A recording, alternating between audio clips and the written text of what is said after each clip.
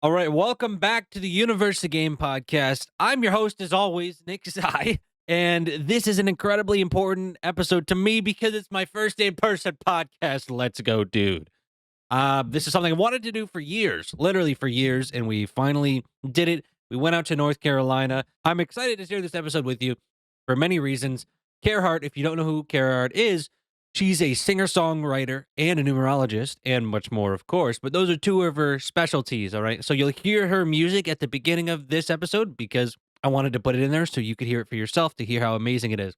And as well, she wrote a book called You Are Cosmic Code, Essential Numerology, which is also an amazing book. And also, real quick, what is this episode about? Well, you can expect it. It's the Nick Zai special, which is going as deep as you possibly can about the questions and the nature of reality, because that's apparently what I do now for a lot of things. And it's actually what I enjoy talking about. So we went really deep on a lot of topics, but yet there's still depth in her. We're going deep into her journey and what happened with her and numerology and the Mayan tradition, and there's actually a lot more in it. There's a longer podcast because I wanted to go longer to go deeper, so it was epic. All right, so I had so much fun recording this episode, and I hope you enjoy this episode as much as I did recording it. Okay, well, I think we're good all around. We're here back on the Universe Game podcast for the first in-person podcast, which is you're going to see a lot more after this one, but this is just the beginning of something special.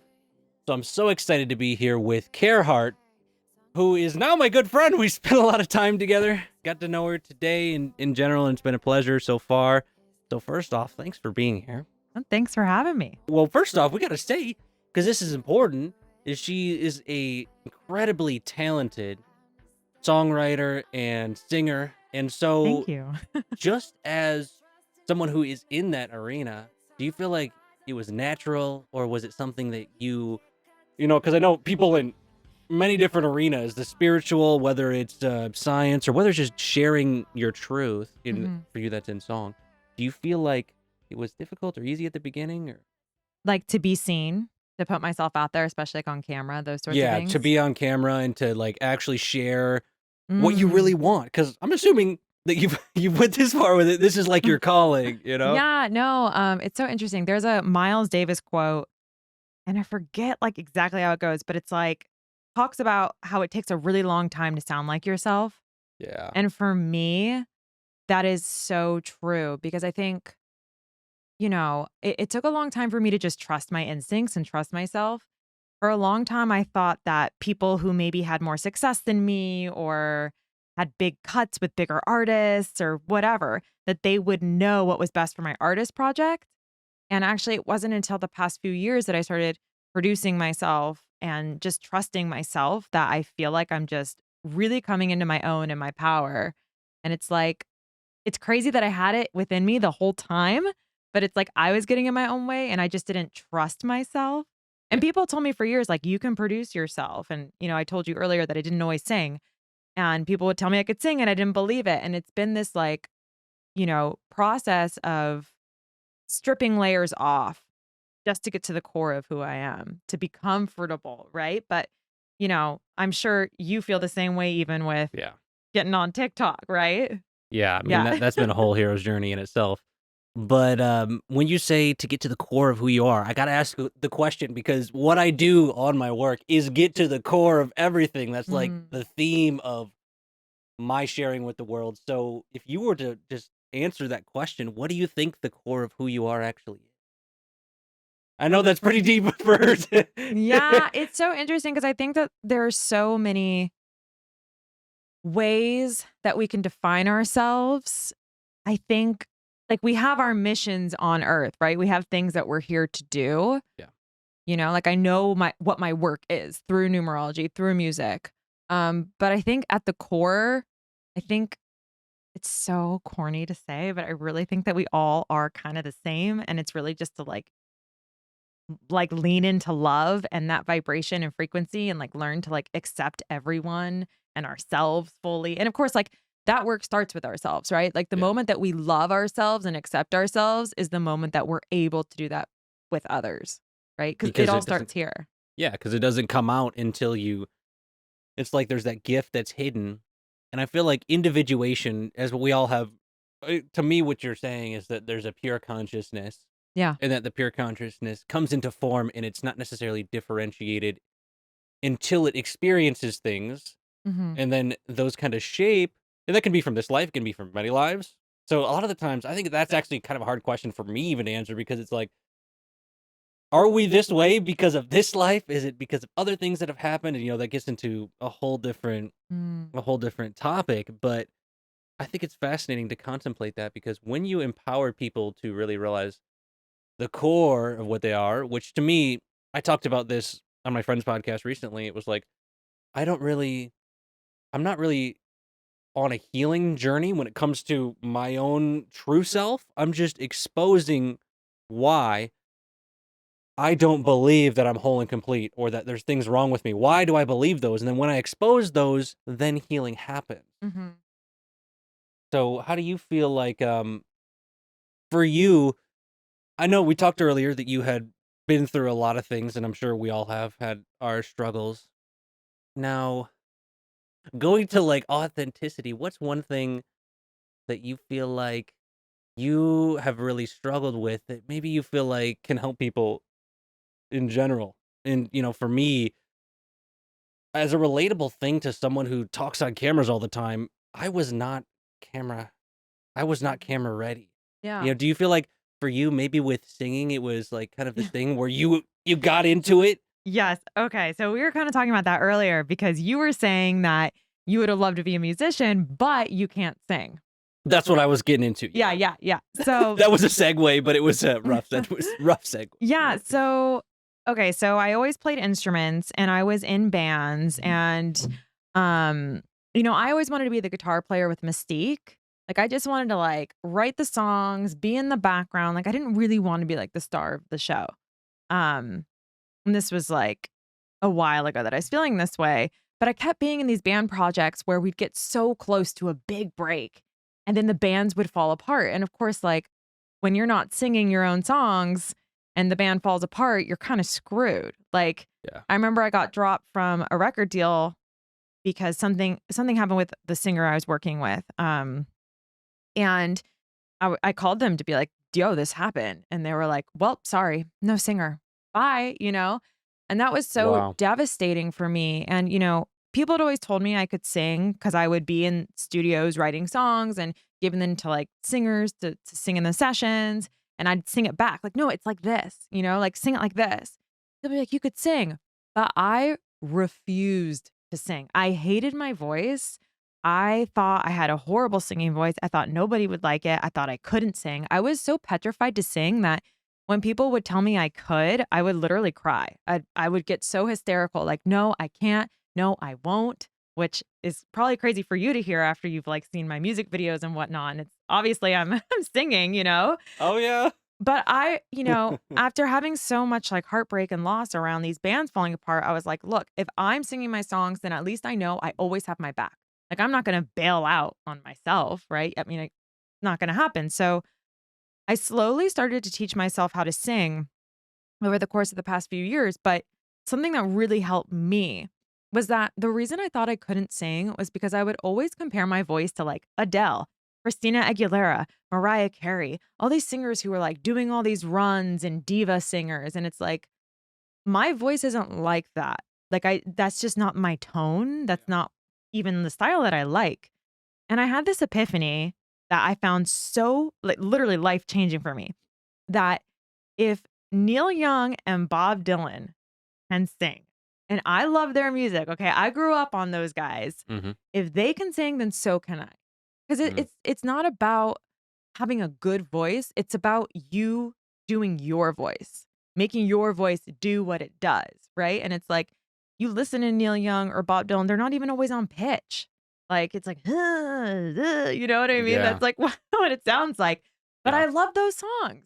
And so when I just was like, okay, I just need to be me when I sing, then I could be a singer. And that's why I said to you earlier, like, you could be a singer. Anyone can. Yeah.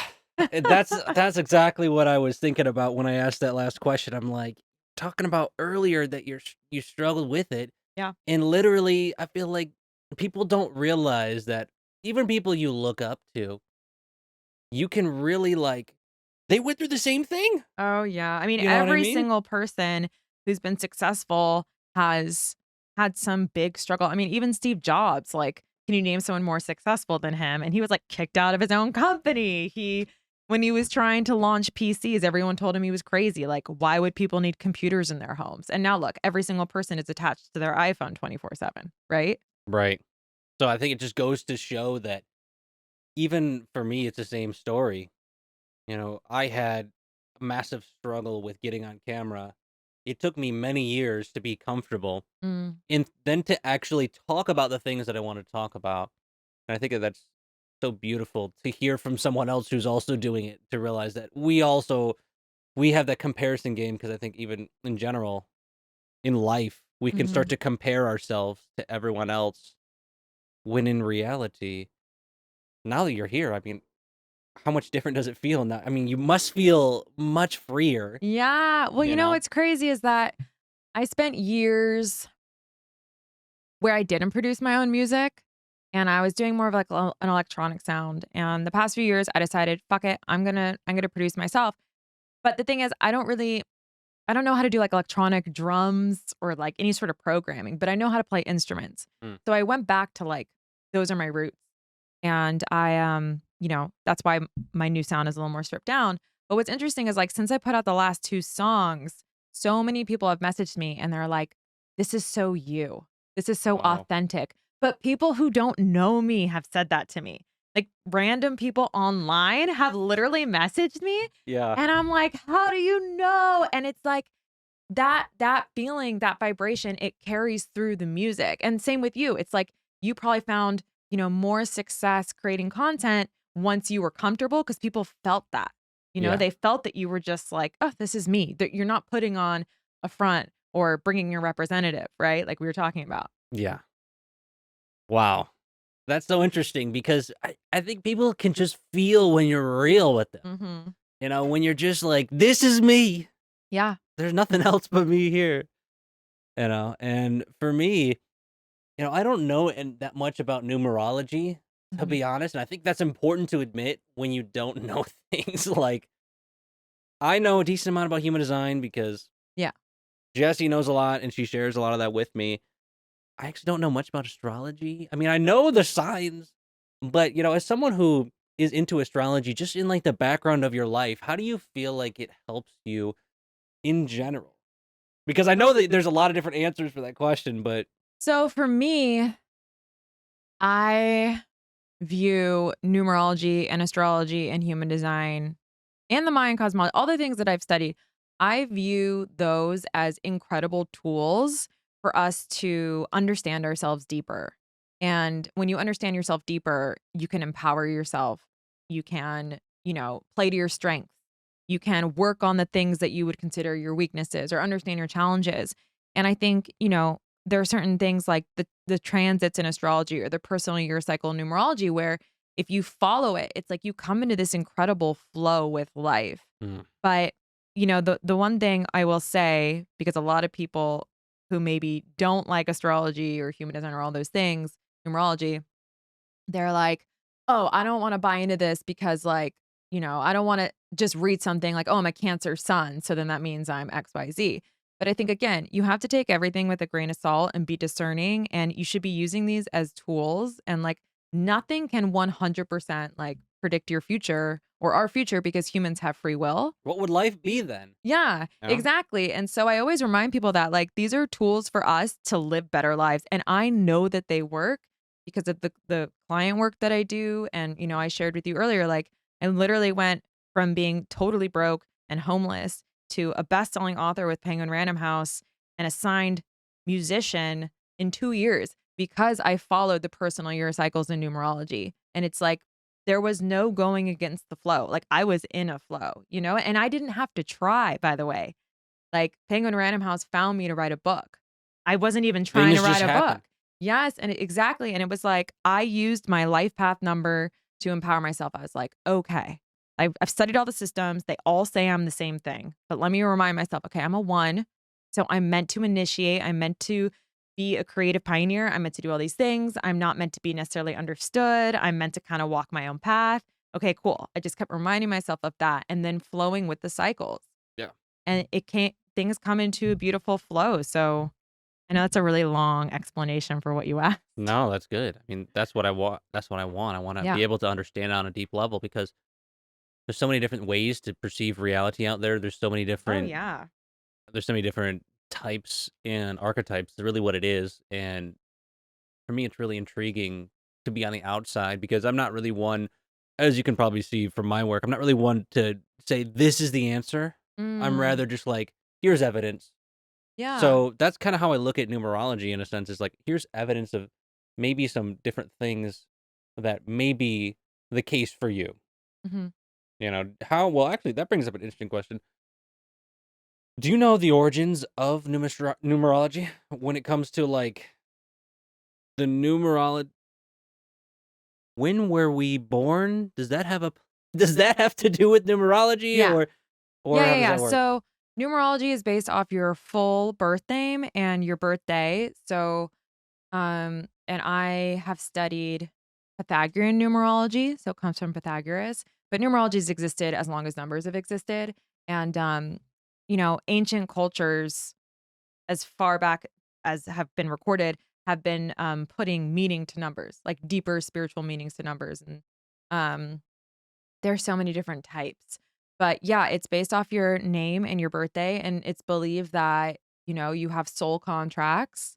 And so, like, you kind of when you're on the other side are choosing like, "Okay, these are my parents, this is the name that I'm gonna have, this is the day I'm gonna be born." And again, like, whether that's something that you believe in or not, like, I've done numerology enough that I definitely see the truth in it. There's a And correlation in yeah. things. Yeah, yeah, and, yeah, I think that definitely answers your question, I hope, yeah. Yeah, no, I'm We can just go, like, curious. we can get so deep on so many different topics. Go on, buddy. But no, that answers my question because Mhm. I'm just curious as if it's like how else would you really calculate it? Because Yeah. it has to do with so basically, then that goes to me on a deeper level. It's like so then the archetype would does that mean that there's like an energetic grid that this is just my theory that's coming to Mhm. me randomly. Mhm. Would it be a certain way and you kind of because the numbers are a certain way that kind of forms your body? And then Mm. is it your body that is the thing that we're talking about in numerology or is it your soul or is it a combination or It's the way your soul is expressing itself in this lifetime, right? So it's like, this lifetime, you're Nick, and, you do all these different things, but in yeah. a past life, you were Nikola Tesla, and you were doing something really different, but kind of similar, Yeah. right? But it's like, again, it's our expression. And like when I say like, oh, you're a life path 5, that's like what you're vibrating at. That is the energy you're emitting and how others are interpreting you, right? Because even if we're not speaking or thinking, it's like energetically we're constantly interacting with each other. Yeah. Wow. That's really interesting. I think human design is very similar to that in terms of the way that it comes about. And I think astrology is the same too, but astrology Yeah. to me, and correct me, Yeah. astrology is more about the placements of the planets and those having energies that then influence Yeah. you as well. Yeah, exactly.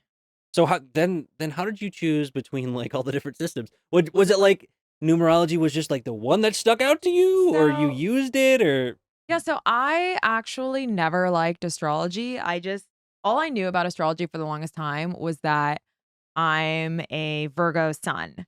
And when that's all that I had to work with, I was like, this is not real. Like, I am not like all the negative traits of a Virgo, I really just did not feel.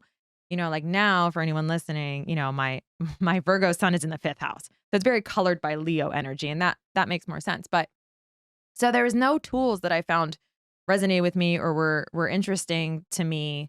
And then when I discovered numerology, it was like my whole world opened up. Like everything made sense to mm, me. And once I was into numerology, when you start working with numbers, it's almost like speaking a different language.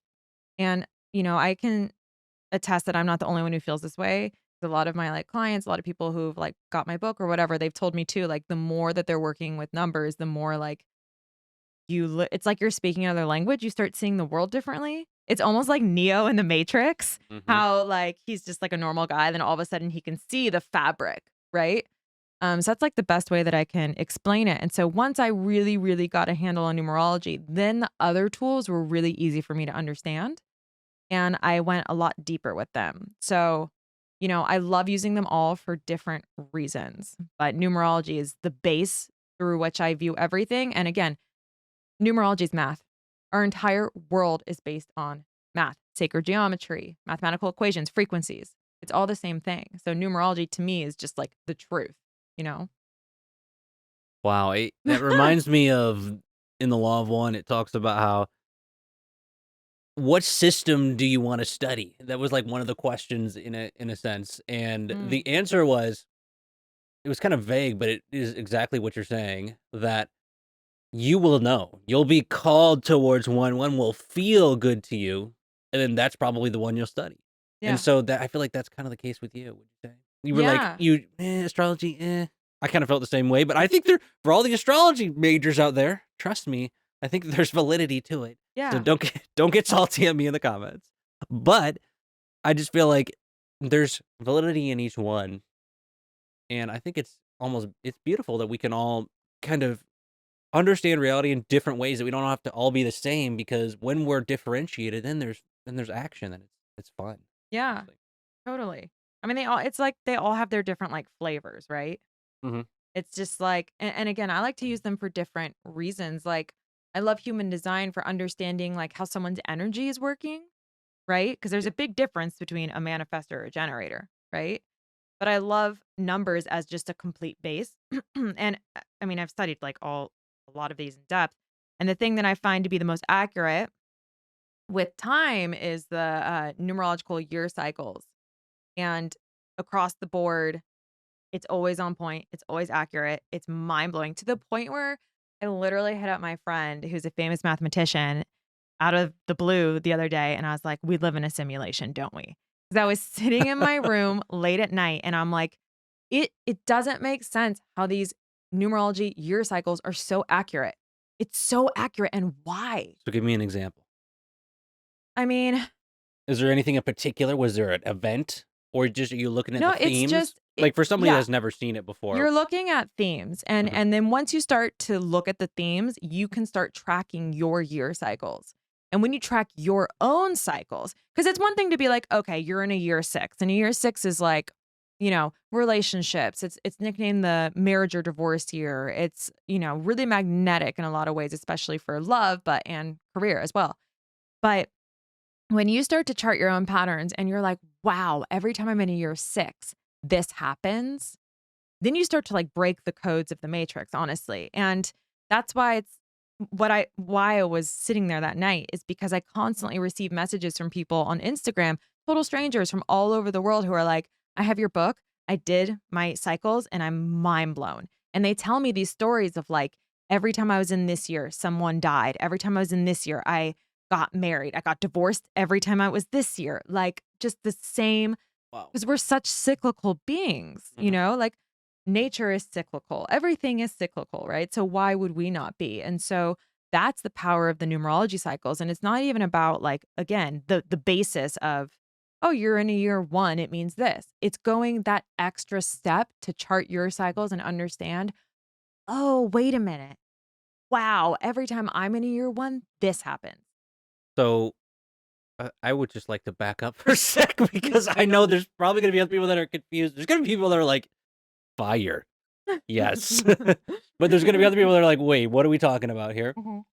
So, to someone, like myself who's new into this, when you say, like, for example, when you chart your year 6, as someone who has no idea where that would come from, Mm. where does that how would you explain that, like, in general, to, like, a newcomer to the system or just to numerology?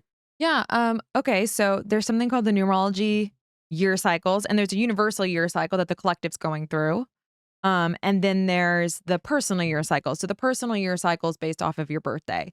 So you take your birthday, your month, your day, and then you add that to the current year, right? So if you're born January 1st, you would do 1 plus 1 plus 6 for 2022, and that's because 2022 is a 6, because 2 plus 2 plus 2 is Mm, 6, right? And then yeah. you understand, like, what the theme is of the year, and the numerology year cycles go 1 through 9 again and again and again, and they repeat forever. And again, we're all in our own cycles based on our birthday. But if someone's listening to this right now, I would say 2022 is the same year cycle as 2013. So if you can, go back through your emails, your social media, your photos in your phone, and see if there's a parallel between 2013 and 2022, because that was the last time we were in a universal year 6. So I guarantee there's going to be something, some similarity. And again, it is really hard to remember what was I doing 9 years ago. That's why I know I saw you doing it. That's why I suggest, like, going through your again, through your emails, social media, all of that jazz.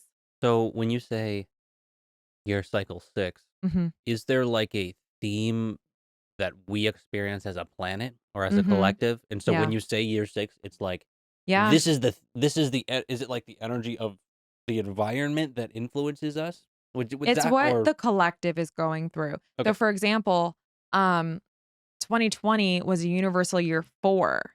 And 4 is the number of foundations, and 4 is a really challenging year. And that's when, like, all foundations were kind of up for, like, reorganizing, looking at again. And it's like the world really started to kind of, like, I don't want to say fall apart, but that was when things kind of started changing forever. And it's like that's when we started looking at the foundations we were building our society on, and, like, what was working, what wasn't working. Like, so much was being uprooted, like the Black Lives Matter movement, coronavirus, like, I mean, so many things happened. I can't even remember. It's been such a wild 2 years, but Now YouTube's gonna throw the tag on the bottom of my video. Oh, this is what it actually is. Like, oh my gosh. oh yeah, you can just cut that out then. Sorry. No, it's fine. We'll probably just bleep it out. Yeah, yeah, bleep it But out. people know what we're Yeah, talking about. yeah, The events that are happening in our but it's world. like our foundations are flawed, right? Like, we're built on unstable ground. So that's when, like, things were really like, wait a minute, like, all this uproar, right? And now we're in a universal year 6, and 6 is more relationships. And honestly, like, it's so funny because so many people are like, oh, this is the year of divine union. And look, like, I obviously believe a lot in numbers, but I'm also really practical and really rational as well. And I'm like, maybe. But I have seen more people just coming together instantly, like I've never seen before in this universal year 6, despite whatever personal year cycle you're on. But also for the collective, besides this, like, huge shifts in our relationships, 6 also governs, like, our shame and, like, repressed sexuality, things like that, which is, like, coming to the surface to be cleared. And it's really interesting because I actually was speaking to my friend Shaman Durek, and, there are shamanic cycles, and we were talking about, comparing shamanic cycles, which, I mean, shamans have prophesized about this time, I'm sure, Mhm. from All the forever, research, yeah. right? Yeah.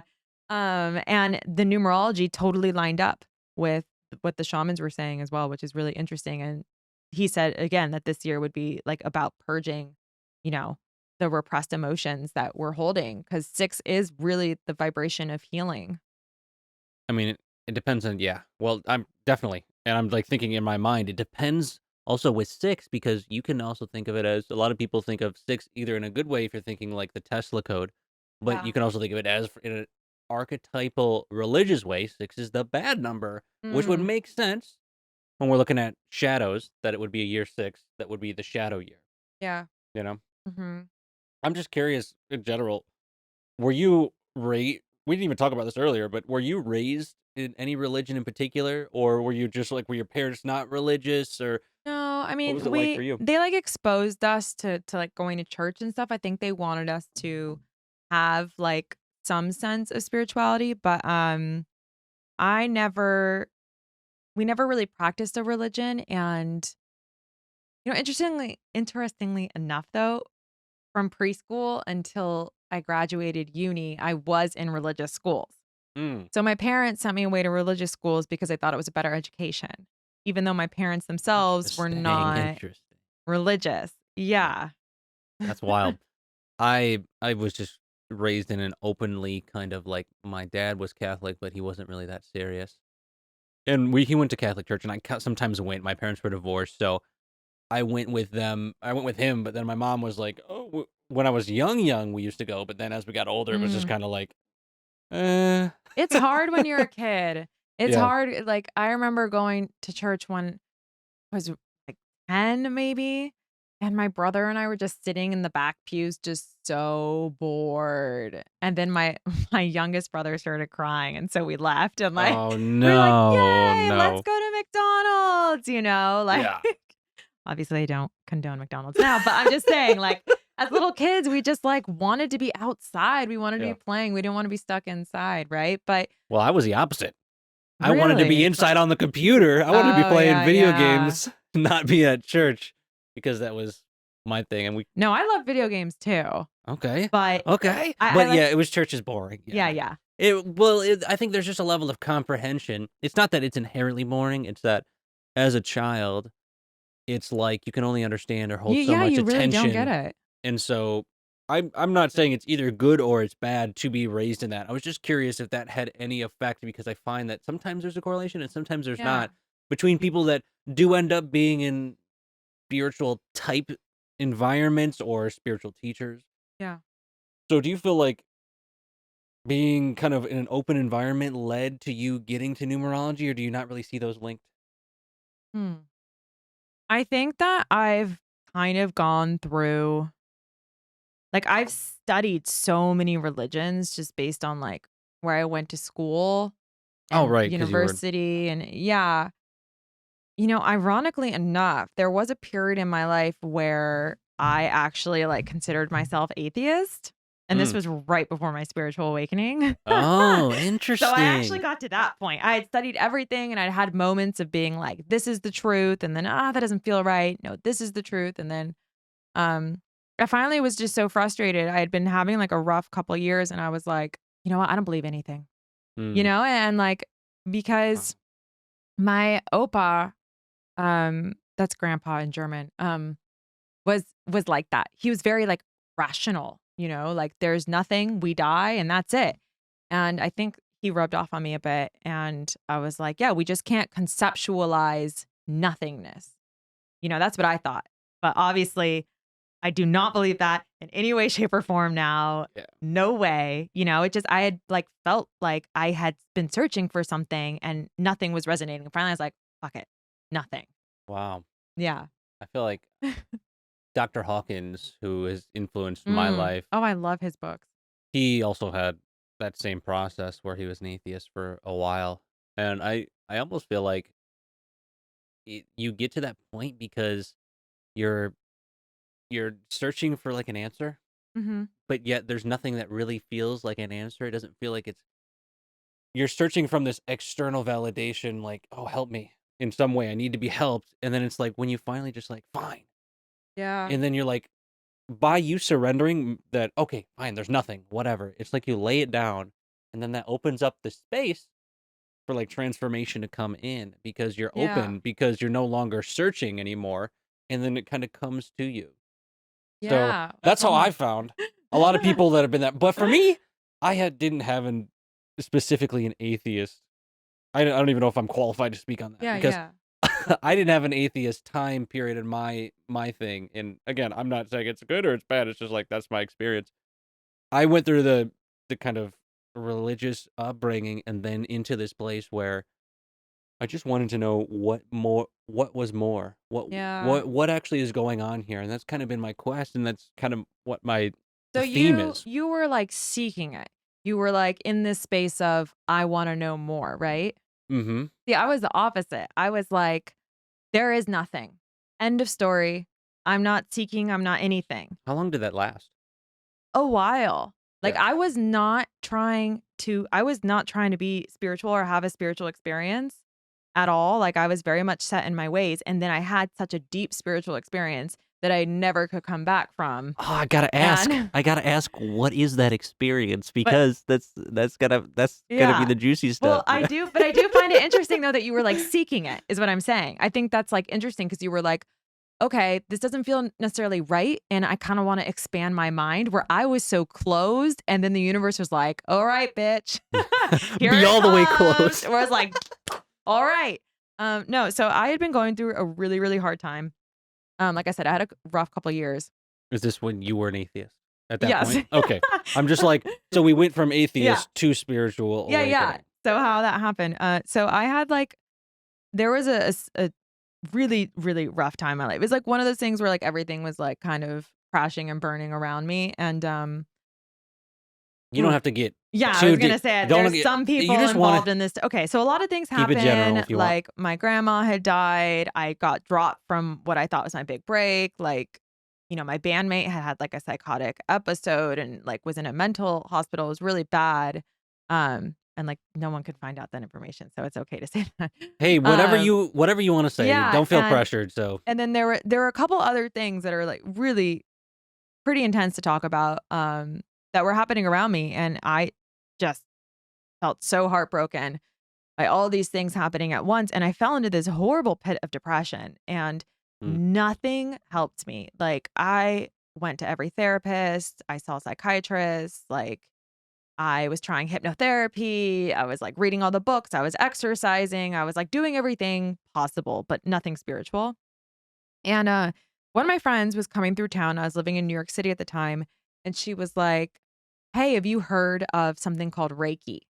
Now, mm. mind you that this was like way before that was even trending. It was not popular. I had no idea what it was. Astrology wasn't even popular. This was like many, many years ago. What time period was this? So we know. This must have been like a 2011, 2012. Okay. And so she told me about Reiki. And I go home and I'm like, I've tried everything. Everything. Let me give Reiki a shot. And of course, I was very skeptical because I'm like energy healing, At like that point, yeah, yeah, that makes sense. exactly. Especially because I was like, there's nothing. And so I found this woman and I went to her.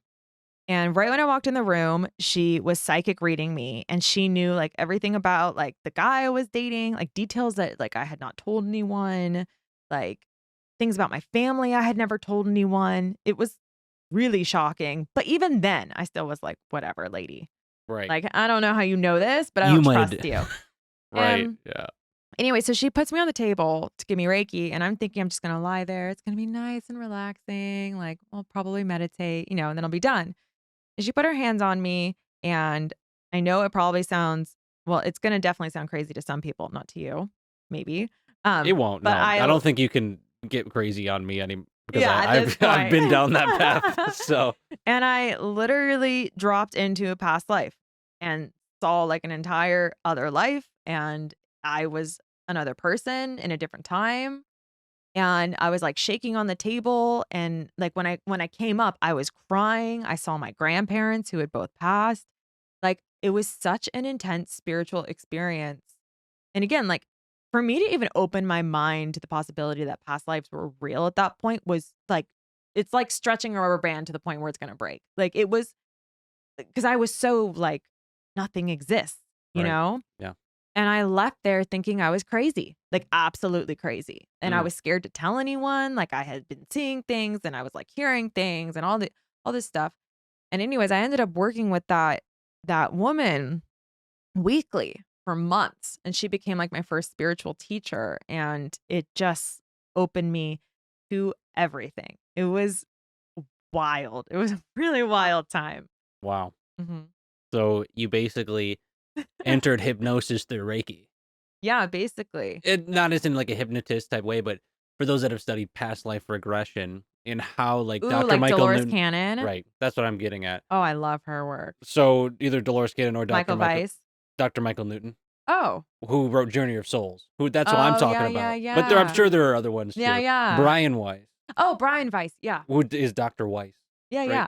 I think I'm saying that right. You're talking about many lives, many Yes, masters, right? yes. Okay. That was So my I know what first you're talking about. spiritual book that I read after that awakening. Oh, okay. And So it there we really go. helped me because I was like, oh, I'm not crazy. Because other people have had this experience. Yes. Okay.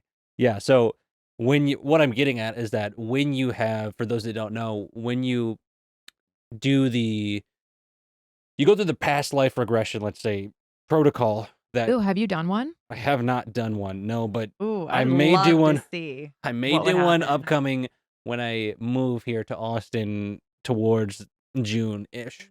That's one of my goals because there's a lot of different practitioners down there, so I figure that's a good place to do it. Yeah. So, when you do that protocol, when you go through it, and I'm sure you know from reading the books you have that you enter a lower brainwave state. So that's why I compared it to you entered hypnosis because when you enter hypnosis, you get to a lower brainwave Yeah. state. So Dr. Newton calls that the superconscious, where you have access to all your soul's memories. So for Mm. those that are wondering, what does she mean when she says, "I remember a different life"? It's like there's a state of consciousness that is like outside. Even it's like right now you have a circle, that's your conscious mind, and you have another bigger circle around that. That would be your subconscious, and you can imagine in this explanation another circle around that, and that's your superconscious.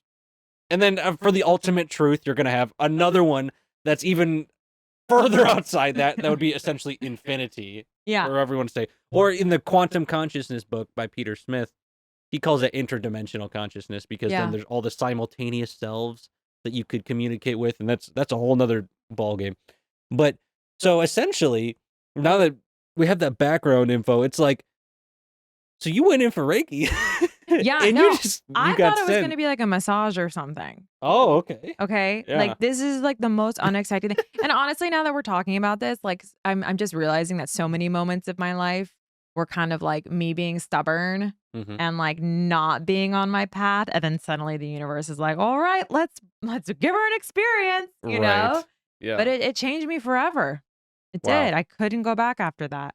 So at that point, you were just like, "There's something going on here that is Yeah. much more than I can understand." And then at that point, did you get right into numerology, or did that come later? No, no, numerology came years later, so I was, really into Reiki, and I went to Japan and got Reiki certified, actually. Oh, that's cool. Yeah, I wanted Wow. to get certified in the birthplace of Reiki.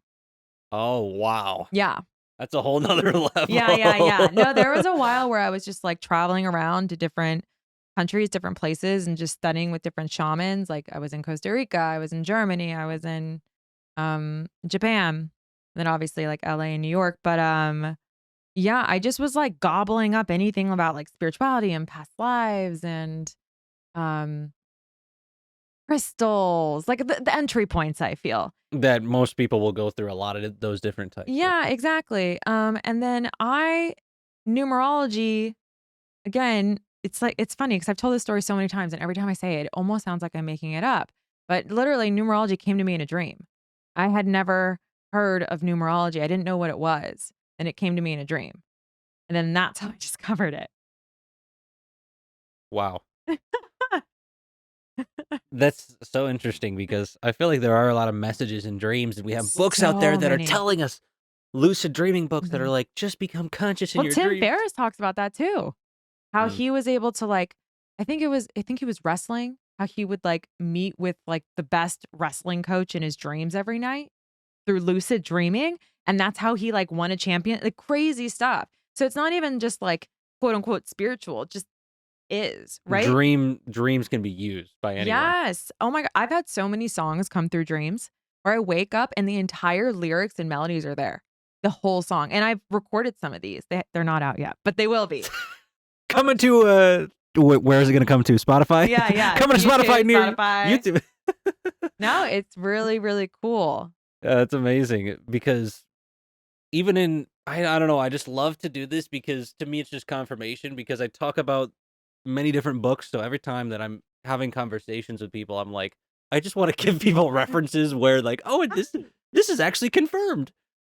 So that's just like a thing that I have now because I've studied so many things, but in the Law of One, it's literally talks about that, how positive entities, whether they you can call them certain ones can be ETs, certain ones can be your own spirit guides. There's so many different teachings Yeah, that talk about how we all have spirit guides. Dr. we have a Newton talks team. about that. Dolores Cannon talks about that. Law of One talks about that. There's plenty more that I haven't mentioned. So essentially, they're working with you, but Guiding you. they're guiding you, but through free will, so that you actually have a choice. So When you wake up from that dream, Jax, Yeah, the dog's here, by the way, if back anyone up. can hear him. What's up, buddy? He's What's up? really You cute, want to come though. up? Hello. So, anyways, yeah, it's been confirmed in many different. Dreams are such incredible places for us to get information from. Go on. He doesn't want to go. Okay, you gonna He's be a good adding to boy? the vibe. All right. This. If he's not gonna try and jump on you, then that's fine. But anyways, yeah, I just find it so interesting that there's many different sources that tell us the same thing, and I'm just actually curious, as someone who, as you have, studied numerology a lot, is there actually like a, I don't even know if I would call it philosophy, but is there like a creation story in numerology, or is that like, because I know that there's, for example, human design has like a creation story. It was downloaded by a guy named Ra Uruhu, but that wasn't his name. His name was Alan Krakauer, or yeah, I think that was Mm-hmm.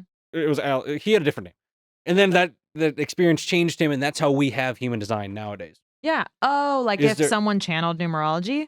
Yeah, was it channeled, or was it something that people were like, okay, geometry, these are this way. Yeah. It seems like there's patterns. Did a guy put that together, or not? It doesn't matter if it's a Well, guy or a girl, but yeah, did yeah. someone put it together, or was it like? Do you know the origin story behind it? That's a complex So, question, but yeah, I mean, ancient cultures, like I said, um, have been assigning specific meaning to certain numbers. And even like Mayans, because I've studied Mayan cosmology, Mayan codes. Whoa. Those are really, really intense. So like that it's always existed, but the numerology that I believe is the truest is Pythagorean numerology, which obviously Pythagoras, the famous mathematician. yeah.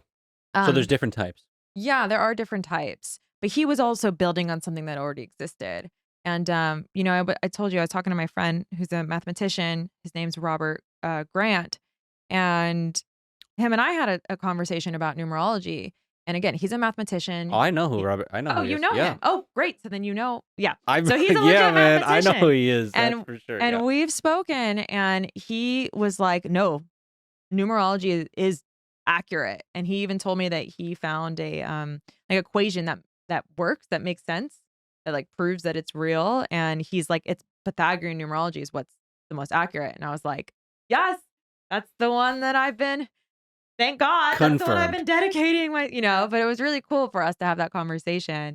But again, like I've used it for my own life and I've seen so many miracles happen. And same with like so many friends and family and clients. It's like, it's just so magical. I just love numbers too because it's like that's what our world is based off of, patterns, Oh man, I could go numbers. into that. I could go into that for hours and Me hours, too. because that's something that I've actually been leaning more into, is the geometry and the science of that. I mean, I don't know if you would call that science, call it math.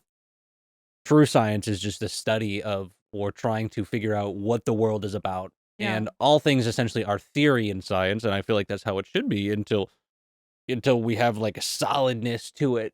So that way science can evolve. To me, Mhm. science is meant to evolve. So therefore, when we have maybe non-physical phenomenon that we have evidence for, and maybe it reaches a certain statistical significance, which, sure, if you've taken a look at research studies, when you reach a certain amount of conclusion, it's like we can say this is statistically significant, or it has validity to it. Mhm. And I feel like non-physical things, just in general, when it comes to spirituality, we're moving into an era almost where we can start to say these things exist. And I feel like, just on a like planetary level, in the next 20, 30 years, I feel like there's going to be inventions to get things, to get information, to be able to tap in. And I feel like there have been inventions, Yeah. but we just don't know about. Yeah, of course. I feel I feel like people get so caught up. I'm getting caught up in my past Mhm. on like for example, I'm thinking about, how do I want to say this? When I was younger, I used to think, okay, 2020, man, we're gonna have hover cars for sure. Like, fact. Yeah. Because with the fact we're progressing this fast, and it's like, why I don't thought we'd we? be able to teleport. That's Well, my one thing. If I could do anything, it would be teleport. I think we can teleport, but just not in the ways that We can astral travel. right. Yeah. Right.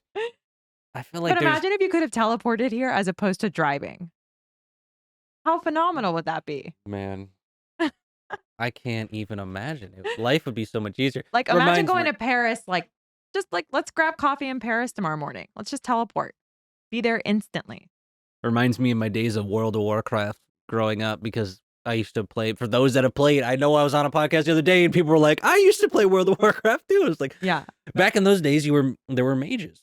There Yeah. were mages in the game that had teleportation abilities, and to me, it was like when I played that, I felt like there was a certain amount of truth to it. It was like, no, I Mhm. haven't played in many years, but there was a certain amount of like disclosure in that. I feel like we as humans have access to so many different, you know, ways to experience reality that we might not now. And Oh that's my been god, described in yeah. so many different ways, like Harry Potter is one. Yeah. Then you have, other games that might be like that, but Harry Potter is crazy though because it's like there is an entire world happening that muggles don't know about. That's wild. It's like when you're watching like what is it? And the Deathly Hollows when the what are Voldemort's followers called again?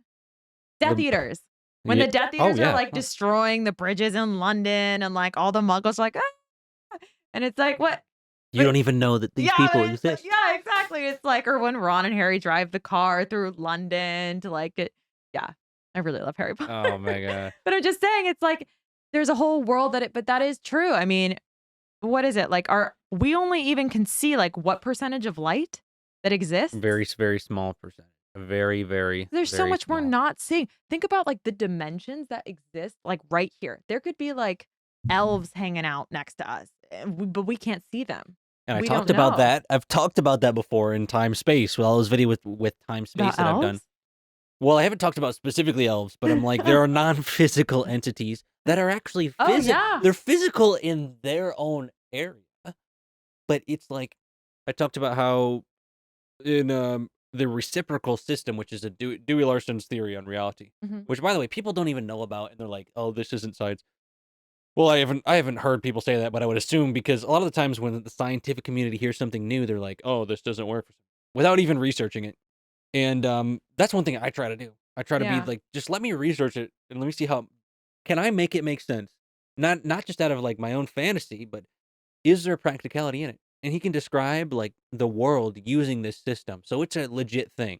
Mhm. And Hughes and there's a reciprocal system too, which is like he died. So there's researchers that are taking on his work, and they basically describe that there are two realities overlaid upon each other. There's space time, which is like this, Mhm. and then there's time space, which is an inverted version Mm. of literally reality, in that our universe is like a biverse, but they're actually directly on top of each other. Yeah. It's so like when you see things in video games and movies where even like in Star Wars where you have force ghosts, Mm.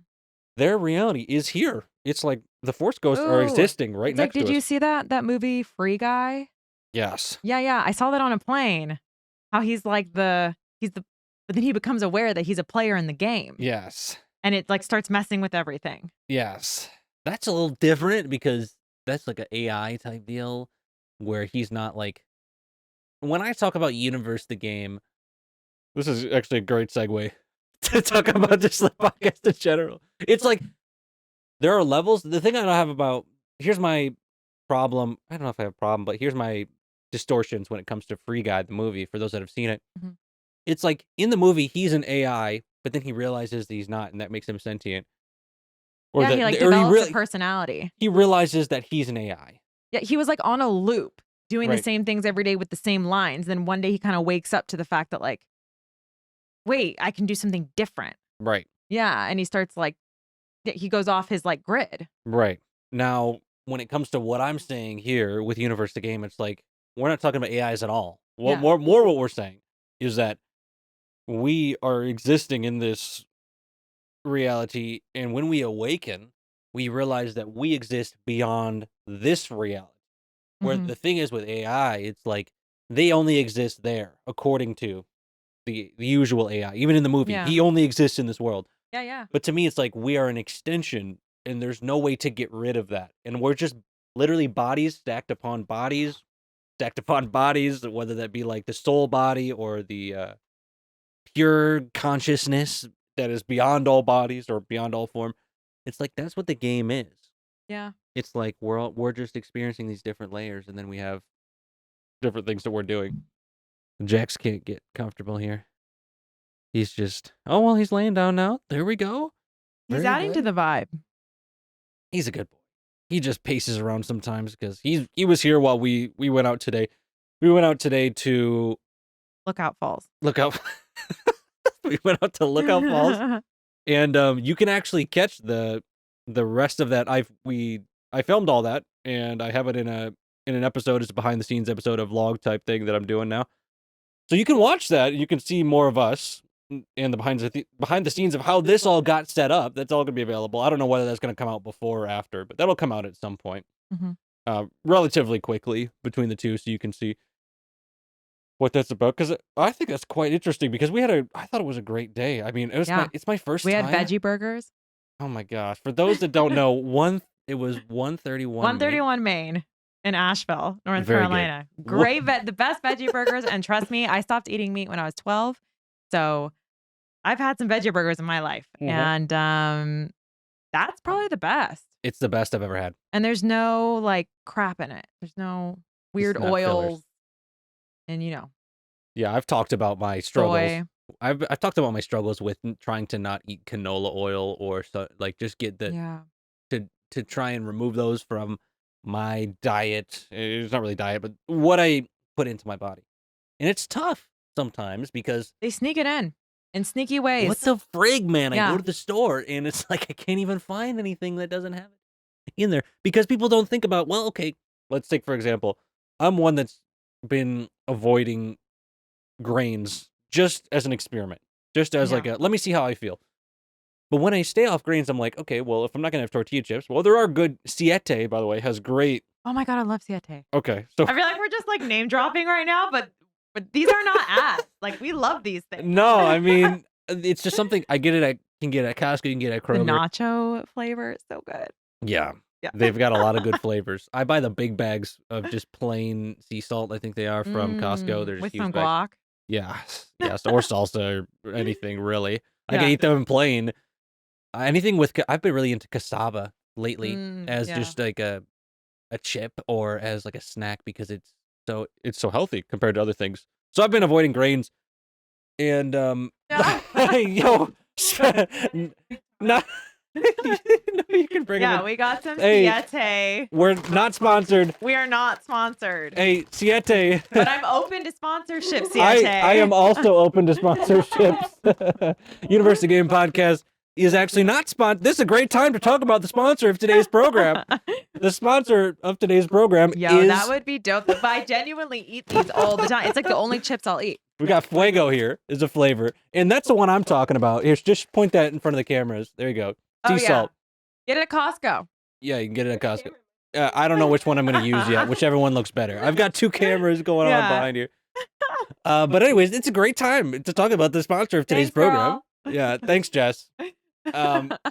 So the sponsor of today's program is absolutely freaking nobody, but you can buy my merch right here. You can buy this recharging, wonderful, beautiful hoodie designed by me. So actually, the sponsor of today's video is It's my you. own. It is me. Yeah. I am today's Yo, sponsor. I will say though, like when you're funding your own creative passions, it's empowering. It is. I'm not saying outside funding is not a good thing, because yes, it is. But when you know, like you got yourself and nothing's gonna stop you because like you can do it, We're unfiltered. it feels so good. Right. And so, on that note, hey, we're Spiritual Nomad. You can get these at spiritualnomadic.com. You can find that in the description. If you want to get this, we have other ones. So we've been talking about sacred geometry today. Yeah.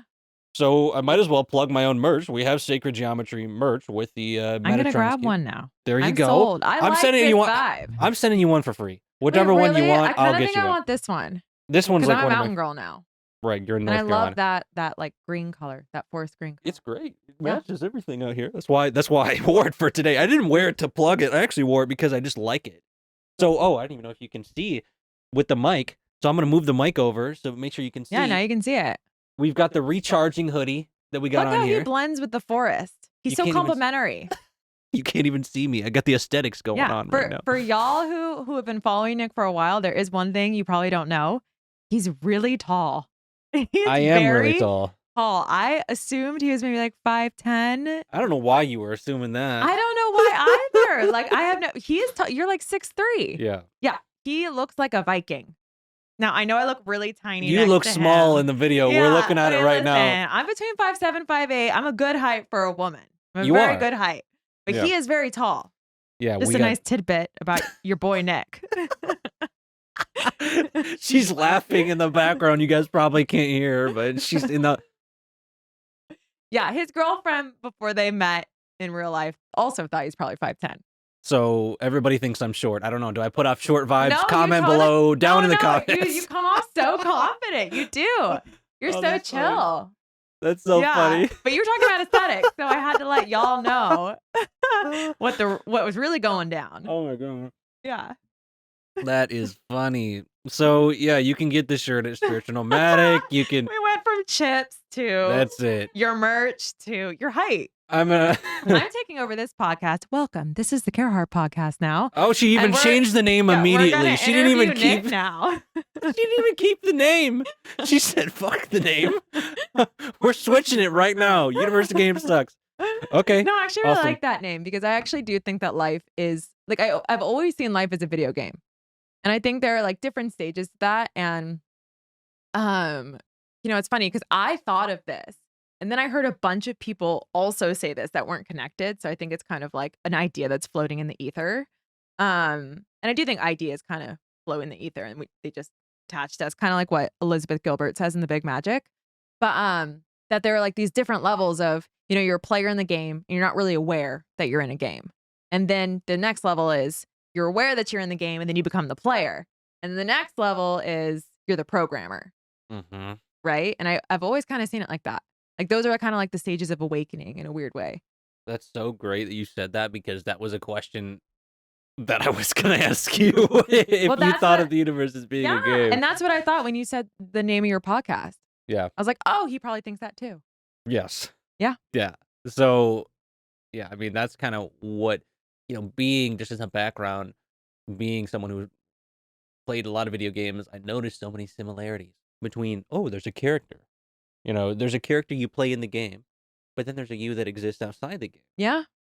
And then that's something that for those that want to get into more, I've done episodes in the past. You can see previous episodes about the universal game basics, what it actually means that the universe is a game. So if you look at the playlist, I'm sure you can find more episodes. But and also that's something that I have an upcoming book that's coming out that I'm gonna be, and I have already. It's almost done, so that'll be out soon, and that'll be the next sponsor of the podcast, probably at that point. But I'm not saying your own brands are sponsoring you. but I'm not saying whoever you are, if you're watching and you want to sponsor me, I'm not saying I won't consider it. Okay, I'm just saying. We really need that Siete chip sponsor. Oh my gosh, that's funny. Awesome. Oh my gosh, Siete, dude. I didn't even think. I thought my first sponsorship, if I ever was gonna get one, it would be like, it wouldn't be food, but if you He's get good not food, saying no. I'm not saying no because that even gets me back to my original point. Was that there are brands and ways to avoid things, and I feel like for certain people, here's a question: does numerology like specify any sort of dietary things for people? Oh, like Human Design does? Yeah. No, it doesn't. But That's I do appreciate that in Human Design. I think Human Design is the only system that does that. Right. Yeah. That's what I found. That's the only reason why I know that, because my girlfriend is a Human Design reader, and I learned about a lot about it. She's very good. She's very knowledgeable. Right. So the third sponsorship of this video. Yeah. Everyone go get a reading from his girlfriend. Go listen to her about Human Design. She was going through my chart and it was very on point. Yeah, she's great. She's a projector. She is 4-6. Right. I'm a 3-5 MG. Right. Mm-hmm. And you're a manifester. Yep. 3-5 manifester. Emotional. And how does that feel? How does it feel to be that? Oh. For many years, I resented it, but I finally, the past year, got in a flow with it, and now I really like it. Good. But it's taken a long time. So what was the resentment? Like, where did that come from? I didn't like having to inform. I didn't like having to initiate. I didn't like having to always be the first one to do something or to push things. Um, I didn't like that I was a non-sacral being, so I couldn't always be working Yeah. because I'm really passionate about a lot of things. There's a lot of things I always want to be doing, but it's really easy for me to burn out. So I always have to kind of like, all right, you work 12 hours. Now you got to really rest, you know? So things like that, you know, Just and also learning just, to live within that. yeah, and just feeling like I didn't fit in. Yeah. I mean, everyone definitely struggles with that, I think, no matter what their type, but I feel like manifestors really don't fit in as according to human design because, you know, the world's really made for generators right now, and we're going towards projectors, and manifestors are the dying pharaohs. And so I just kind of felt like, You felt like that. yeah, I felt like a dying pharaoh. So for people that don't know about that, I'm actually gonna get some incense. I'm gonna get some incense going here. But for those that don't know, and I should probably do a podcast with Jesse all about human design so that Yeah. people know. But I will, and that's something I've wanted to do. But for those that don't know, just on a quick note, when you say this is what manifestors are about, Mhm. because you've studied human design yourself, right? Mhm. For someone who doesn't even know anything about human design, what would that mean? Like it's the same. Well, It's there the are same type 5 thing, types. right? So 5 types of basically humans. It's talking about like our energy types, Yeah. like what we're doing here. And manifestors only make up, I think, like 8% of the population. And Jess, you can correct me if I'm wrong, but around 8%. And yeah, 8 to 8 to 9%. Can confirm. 9%.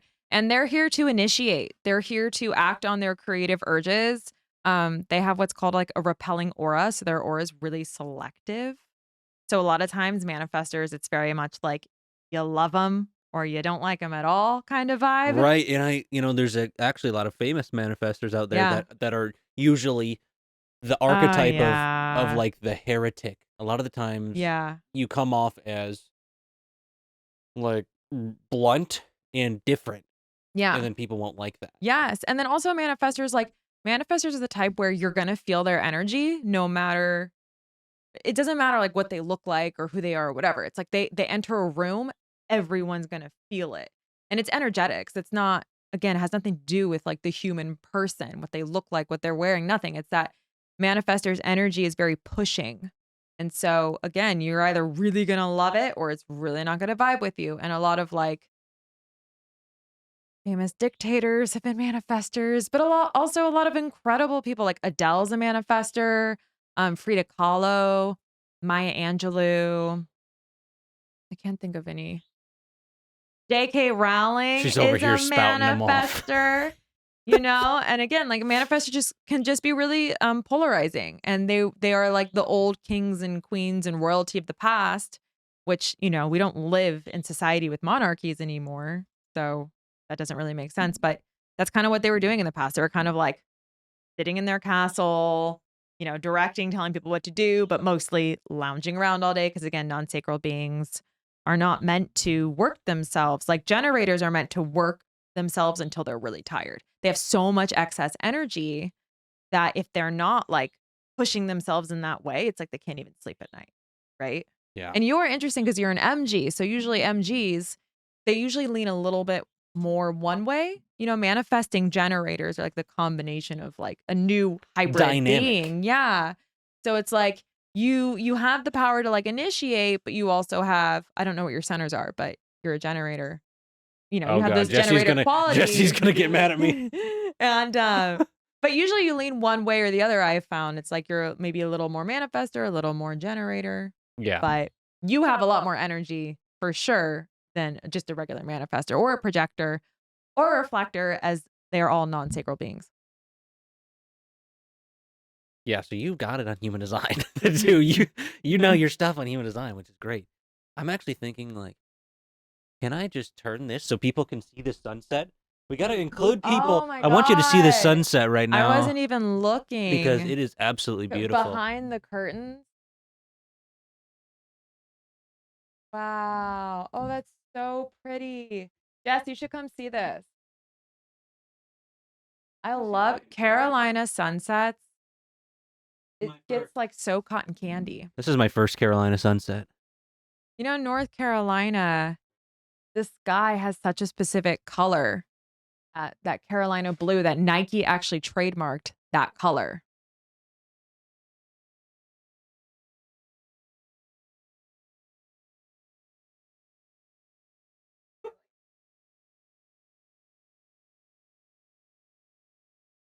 Oh, yeah.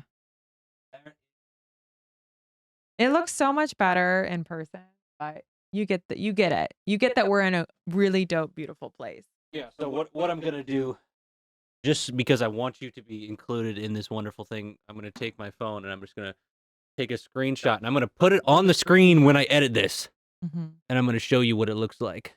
Mhm. We're in an Airbnb here. I don't know if I said that, but that's the view that we have today. And I turned down the exposure so that you can even kind of see it behind us a little bit. Yeah, a little Looks bit. looks really nice. So, anyways, you want to take a we're gonna take a little break and we'll come back in just a sec. Yeah. Let's Okay. take a break. All right, well, we're gonna take a quick break because we've been on for an hour, and then we'll be right back. Oh my god, it's already been an hour.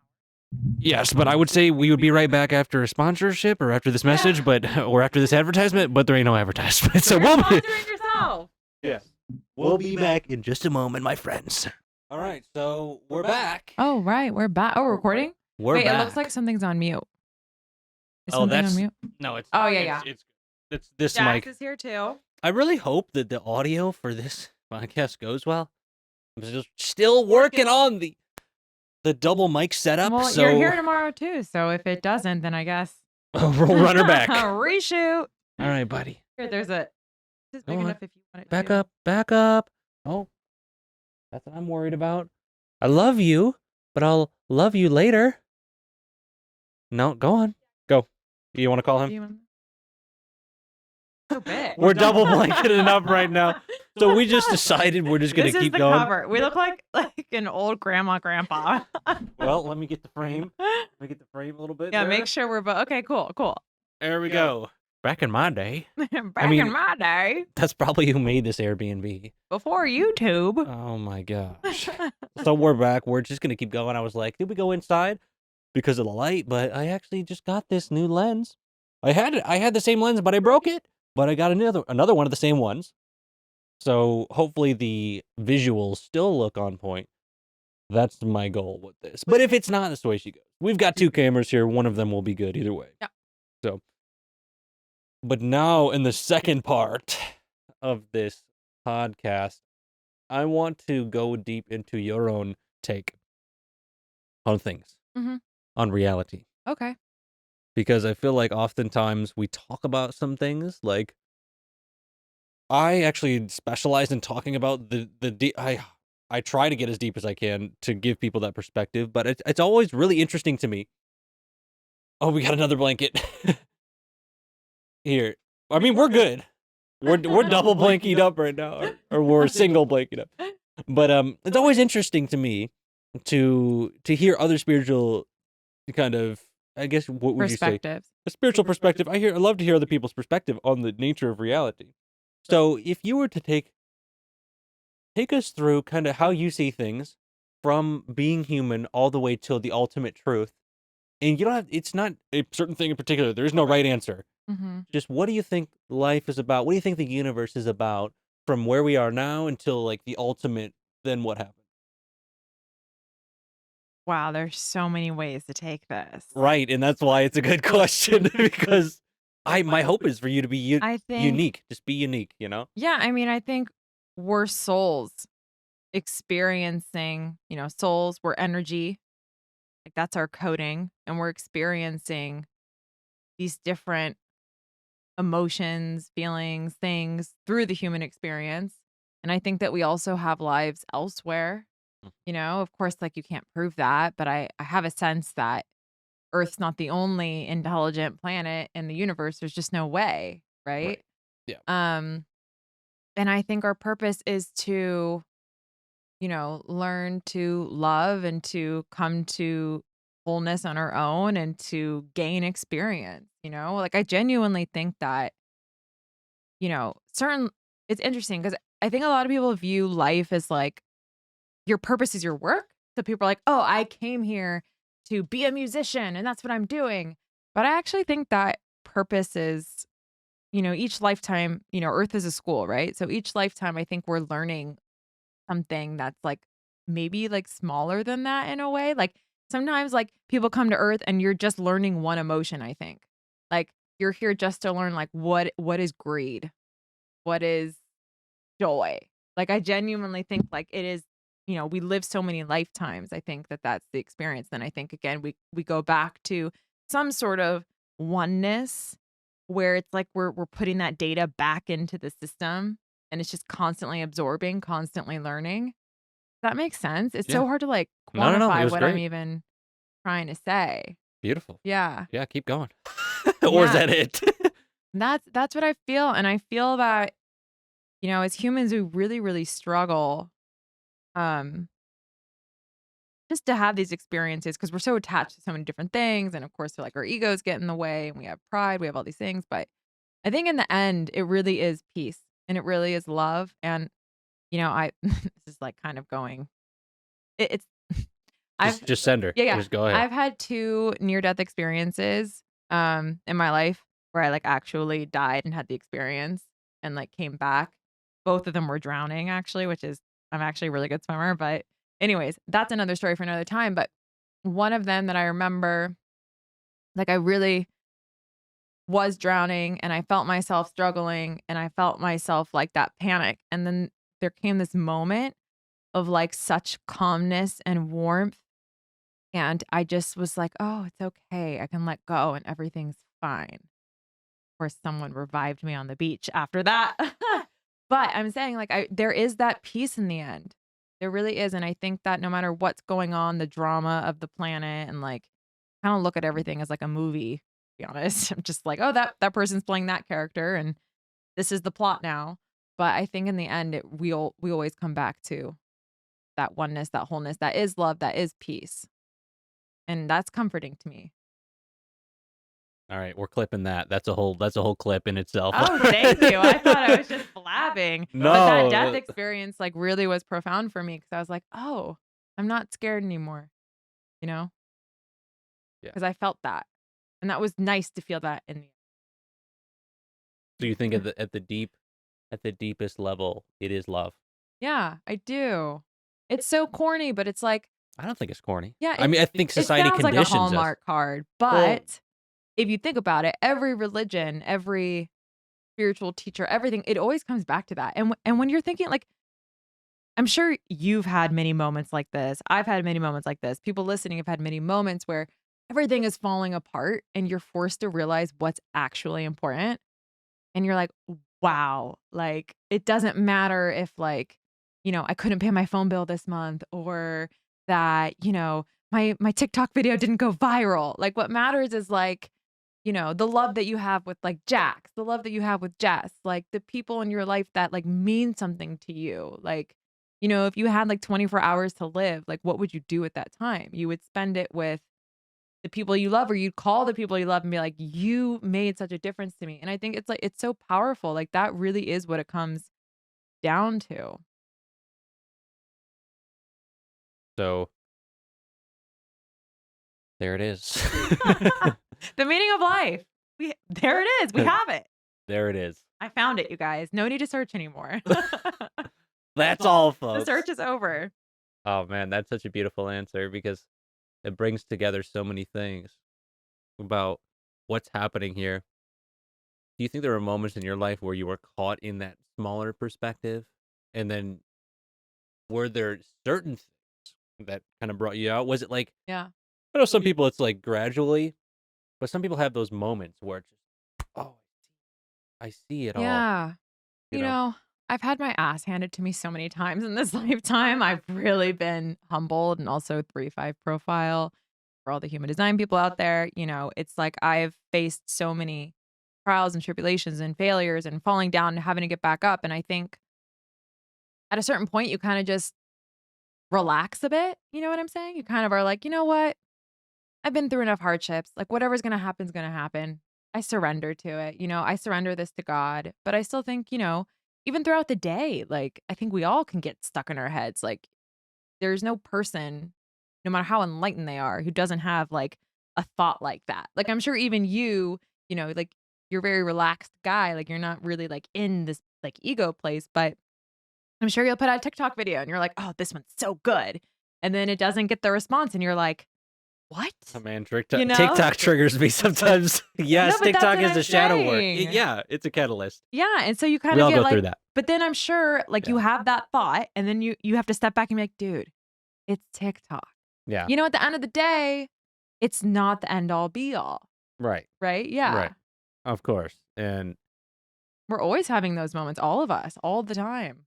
yeah, and TikTok in particular is it's such a beautiful platform, and it's allowed me to grow so much on social media, but it Mhm. is kind of like very dependent on who's watching you, whether your videos do well. And for anyone who's posted on TikTok, I think it's important to just realize that it does if your videos don't do well, as someone who's posted hundreds and hundreds and hundreds and hundreds of TikToks, it's not that your video is bad. It's not that your video sucks. It's that it doesn't reach your audience every time because it's getting new people. So some of Mhm. those new people might not be your people. And so sometimes you get the people that would appreciate you, and then you get sometimes the people that are just like trolling. So Yeah. I think that's why it's important when you're on social media, even in general, to take numbers with a grain of salt. Yeah, and we You know? internalize too. Like, Hmm. we make things so personal.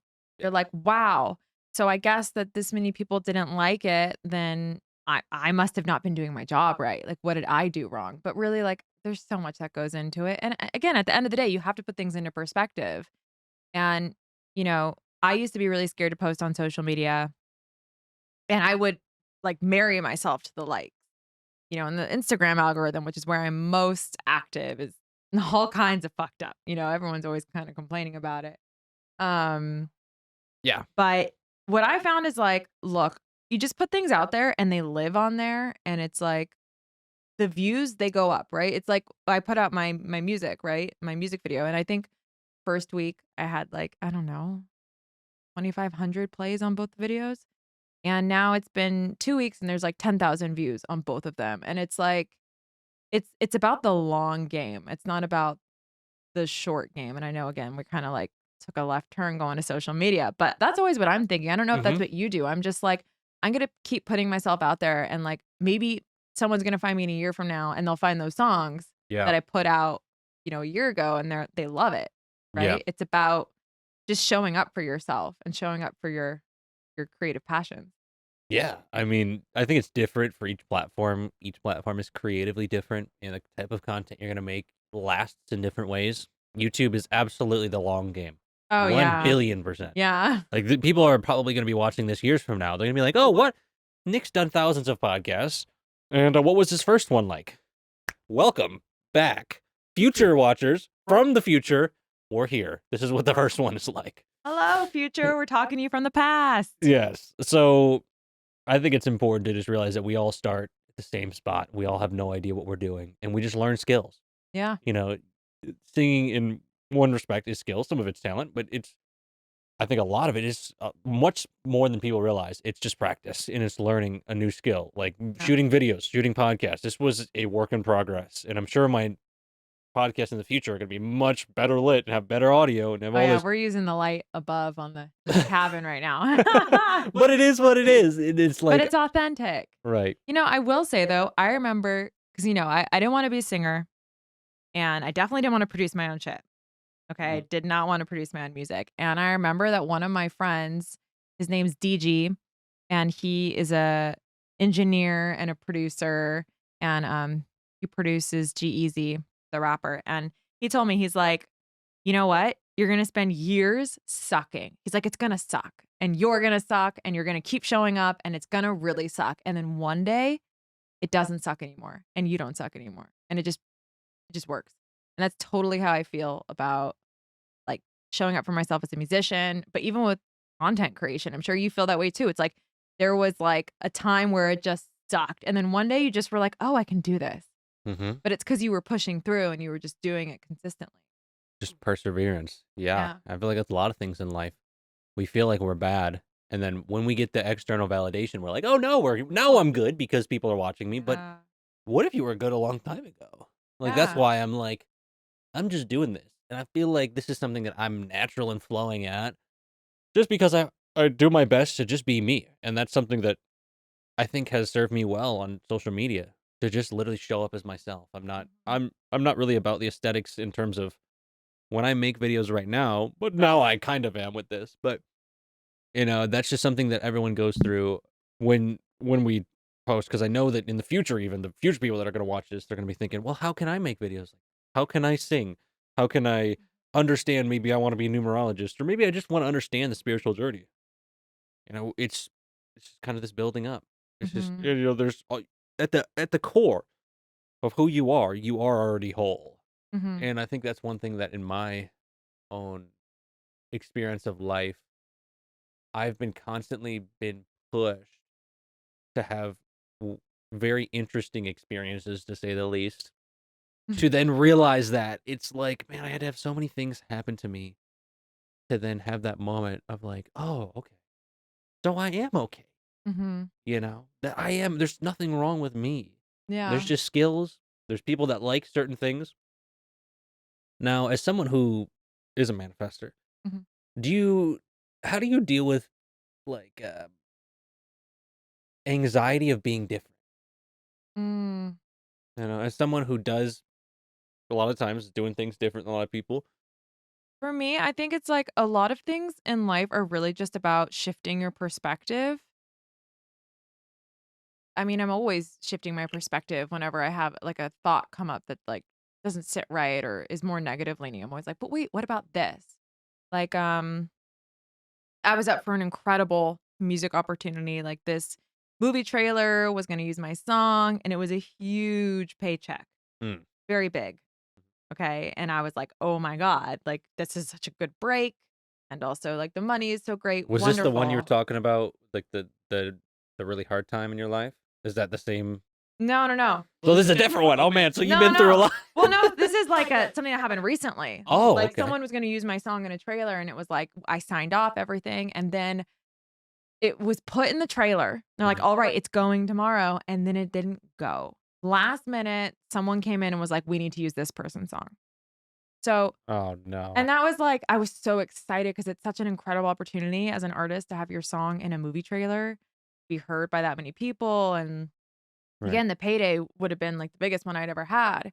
But then I sat there and I could have spiraled, but then I was like, "You know what? Like, no, like what's meant for me isn't going to pass me and I know that there's something out there that is right for me." And I thought maybe the person whose song got it, they needed it more than I did, for whatever reason. And then that shift actually made me feel better. I was like, "You know what? That's great that that person got it because if it was me who needed it, it would have gone to me, but it didn't." So I know there's going to be something better, but it's like I'm always shifting my mindset. So like back to your original question of the anxiety of feeling so different, like I started to look at it as like a superpower. Like, yes, I'm different, but that is like a gift. Like Mhm. I'm special, right? And I think that we all are special. I think every single person is completely and totally unique. I Yeah. really do. And we all have unique gifts and we all have unique perspectives. And I think that we should be looking at that as like we're superheroes and that's our superpower. And again, it's that mindset shift for me that always gets me out of, "Oh, no one gets me, like, I just don't fit in." And I'm like, "No, like, I'm uniquely me." It's like when you watch the Marvel movies, it's like they each have their own thing, Right. but they all Mhm. kind of, like, fit in because 'cause they're all contributing their gifts in a special way. It's like, that's what we're doing. Wow. Yeah. And even if you're not a manifester in human design, that doesn't matter that much. Okay, I'm not saying that this doesn't apply to you, because it does. Mhm, It applies to anyone who's in the transformation and is not just continuing what has been said. And I think that in this time, or you could say in the 6th year, right, there is change happening.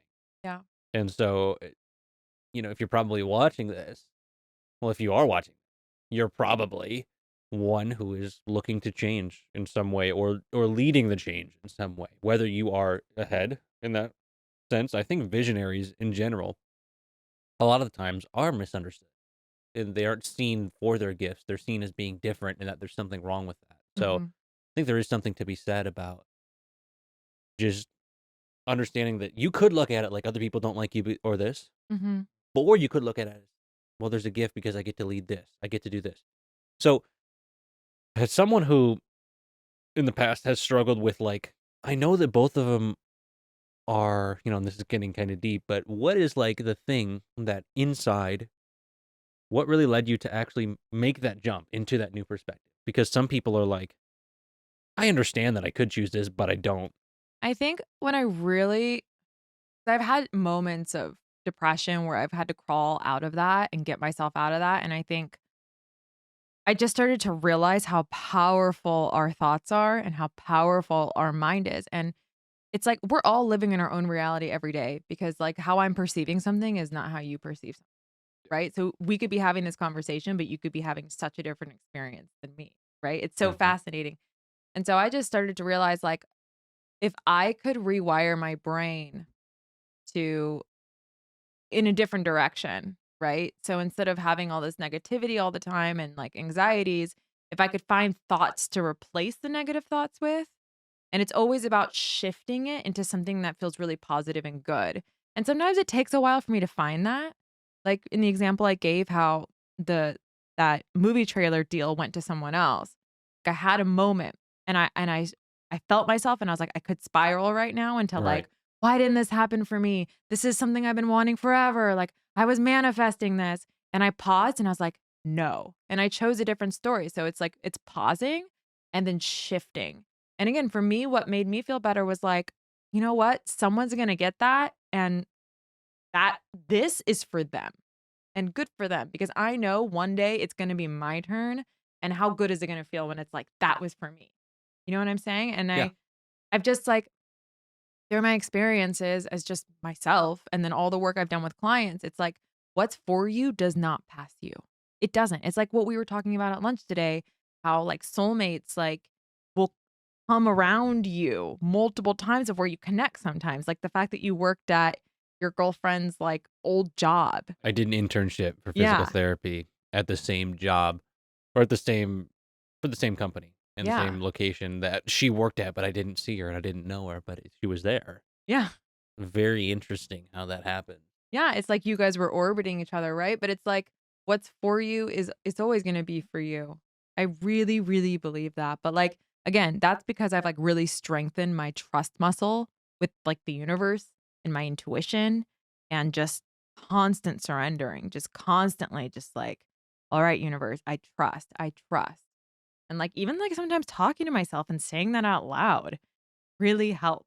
Yeah. When you hear yourself talk like I trust. Okay, and, sometimes I'll go, like, walking in the forest, and I just, like I'll talk out loud, and all I do is I'll say everything I'm grateful for, and I'll literally say, "Thank you, thank you, thank you," while I'm walking, and things like that really just help, like, me to just, like, really embody, like, that gratitude feeling, which, gratitude shifts us out of all negativity.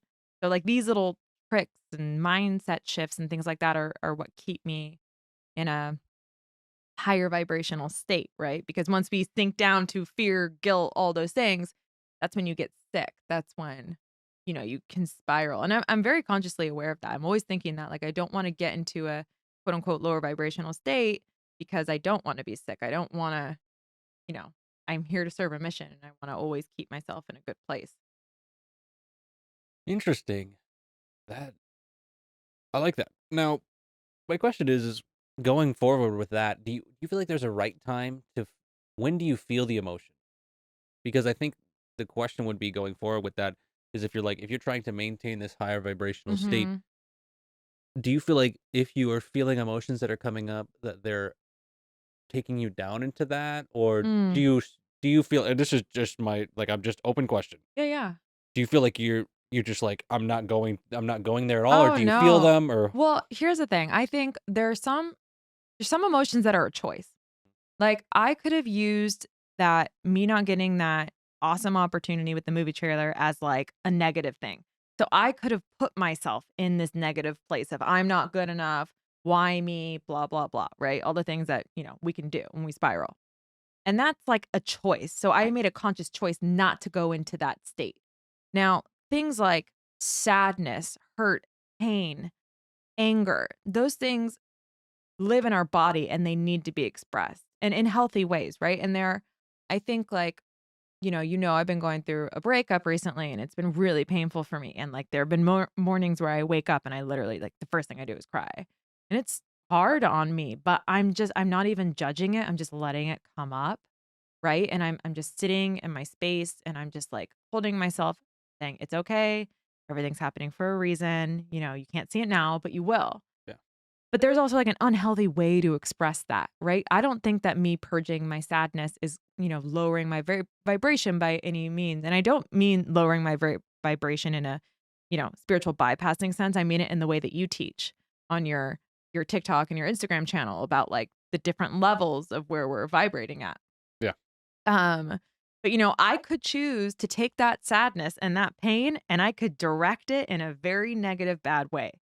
Like I could go out and like be really rude to someone and mean to someone because like While inside you're I'm driving, hurt. which is what a lot of people do. Yeah, exactly. Or I could like call up my ex and be like putting it on him, like I'm sad, like who knows what I Right. could do. But Yeah. then to me, that's me making a choice that then is going to lower my vibration because I'm coming from a place of like projection and hurting and pain that's like intensely negative versus like me sitting and crying and just dealing with myself is like I'm a human in a body.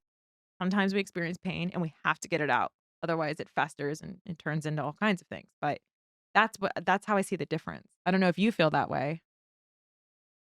Yeah, no, I I see a similar point of view in my own scenario. I'm more of the perspective where it's this very interesting paradox because there's so many people in the spiritual community that will be polarized either one way or the other, where it's like you can't feel anything negative. You have to Oh, always I be disagree with that so much. okay, fair enough. Well, because you can't get through life without feeling negative emotions, right? And you need the polarity to like be able to understand, Mhm. right? The Yeah, good times, yeah. yeah. So there's some people that say that and you can't do anything lower vibrational.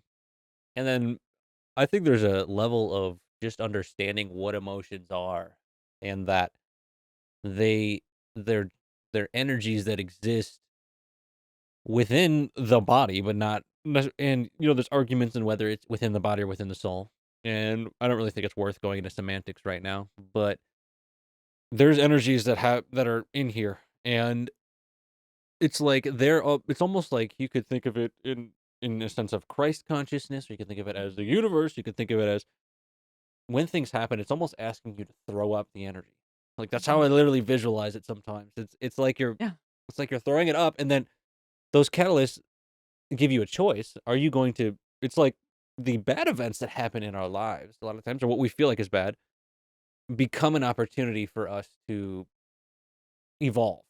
Mhm. And I feel like I'm just at this point in my life where I'm going to allow myself to feel things when they come up because it's like I'm it's like there's pressure and the pressure is the energy. Mhm. And so if I'm feeling these emotions, and there's other factors such as you could say astrology or the sun, and I've talked about the work of Simon Schnoll before with his radioactive decay and his research on your energy depending on the sun, depending on the planets. Yeah. The solar cycles really play a massive impact. So I just take it and I don't really identify with I don't try to go mind games with it.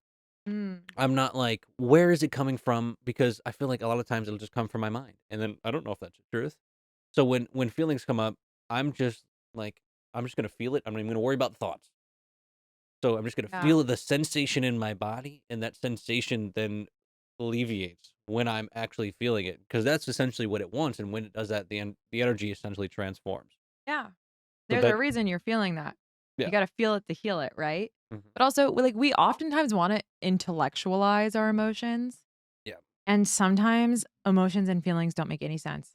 And like sometimes honestly, you could be purging something from like 5 years ago that was like stuck in your body somewhere and then you like cracked your ankle a certain way and then boom, you're like feeling Pissed. right? You're just feeling something. It's like Yeah. something to like, take into consideration.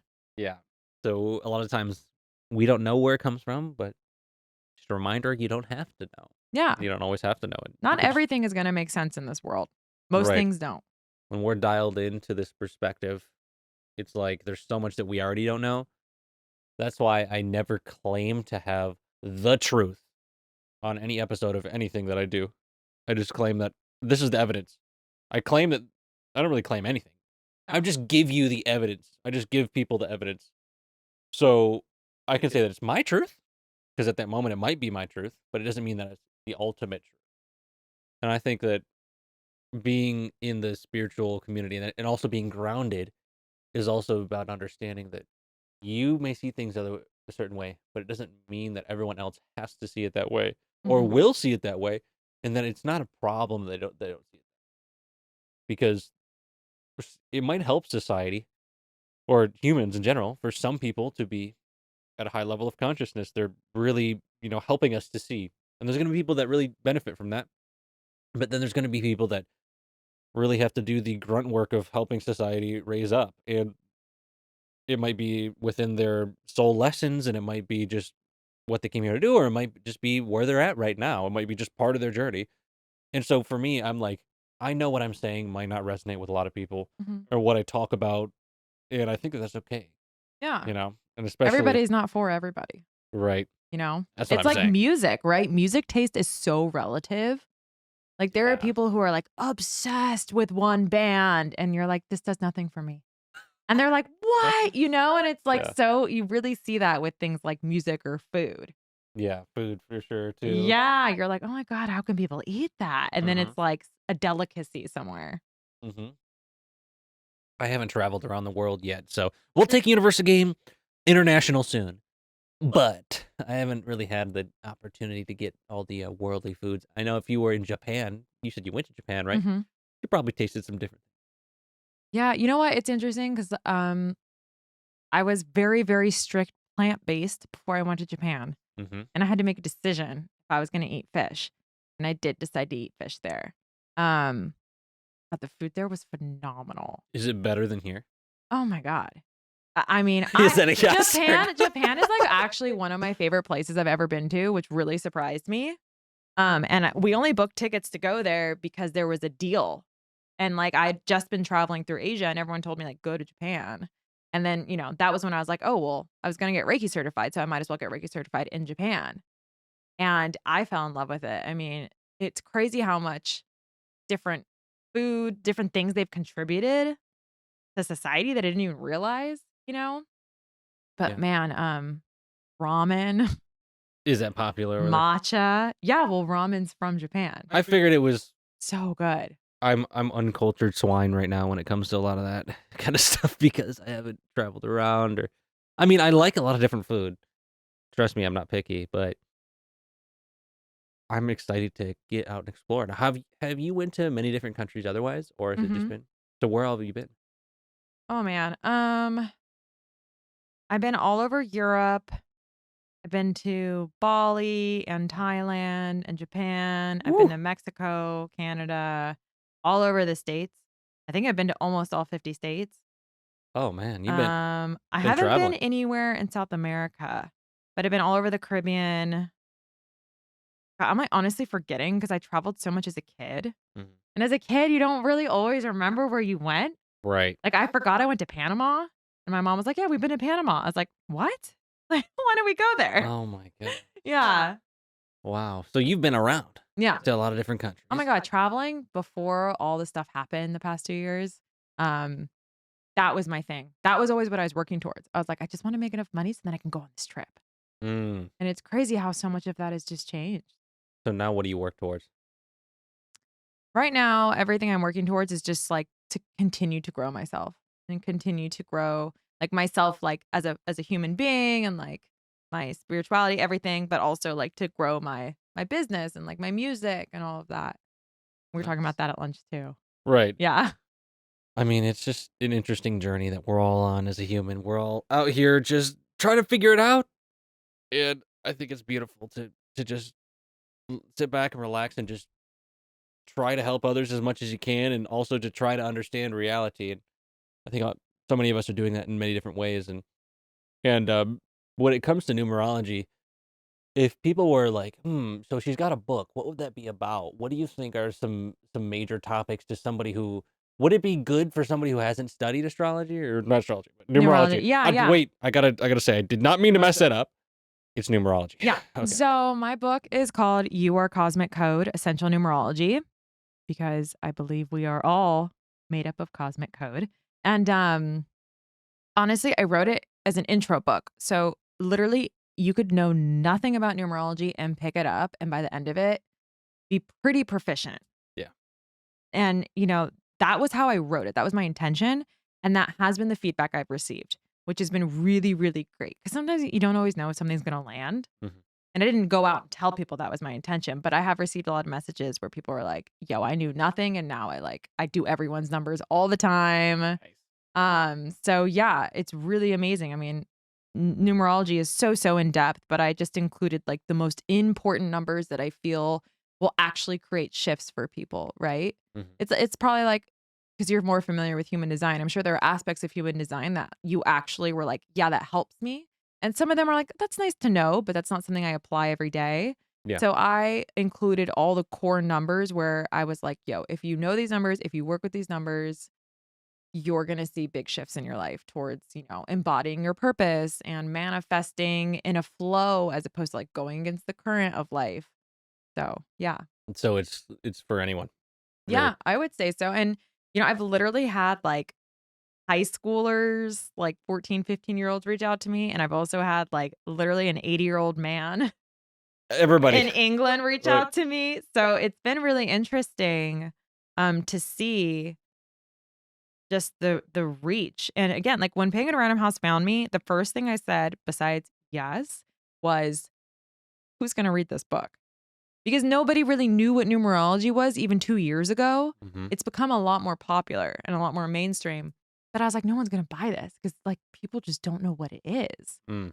And it's been really cool to see this kind of like crossover into mainstream, that it is becoming more popular. And like my books in Urban Outfitters now, which I thought was just like so cool. Because to me, Urban Outfitters is like very mainstream. It's Yeah. very, it tries to find trends, right? So just seeing like, and Target picked up my book. And Let's it's like, go. yeah, but it's like, I mean, yes, that's an accomplishment. And like, I'm super grateful and excited. But what excites me is like, wow, people actually want this. Mhm. That is dope, because even a couple of years ago when people would be like, "Oh, what are you into? What do you do?" They were like, "What the hell's numerology?" Mm. And now people are kind of like more aware. Yeah.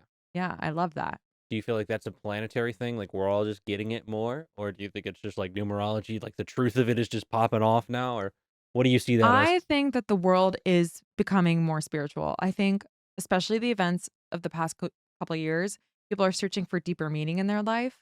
And I think there are a lot of people that don't resonate with astrology, or they think human design is too complicated and complex, or, gene keys is too much, or whatever, right?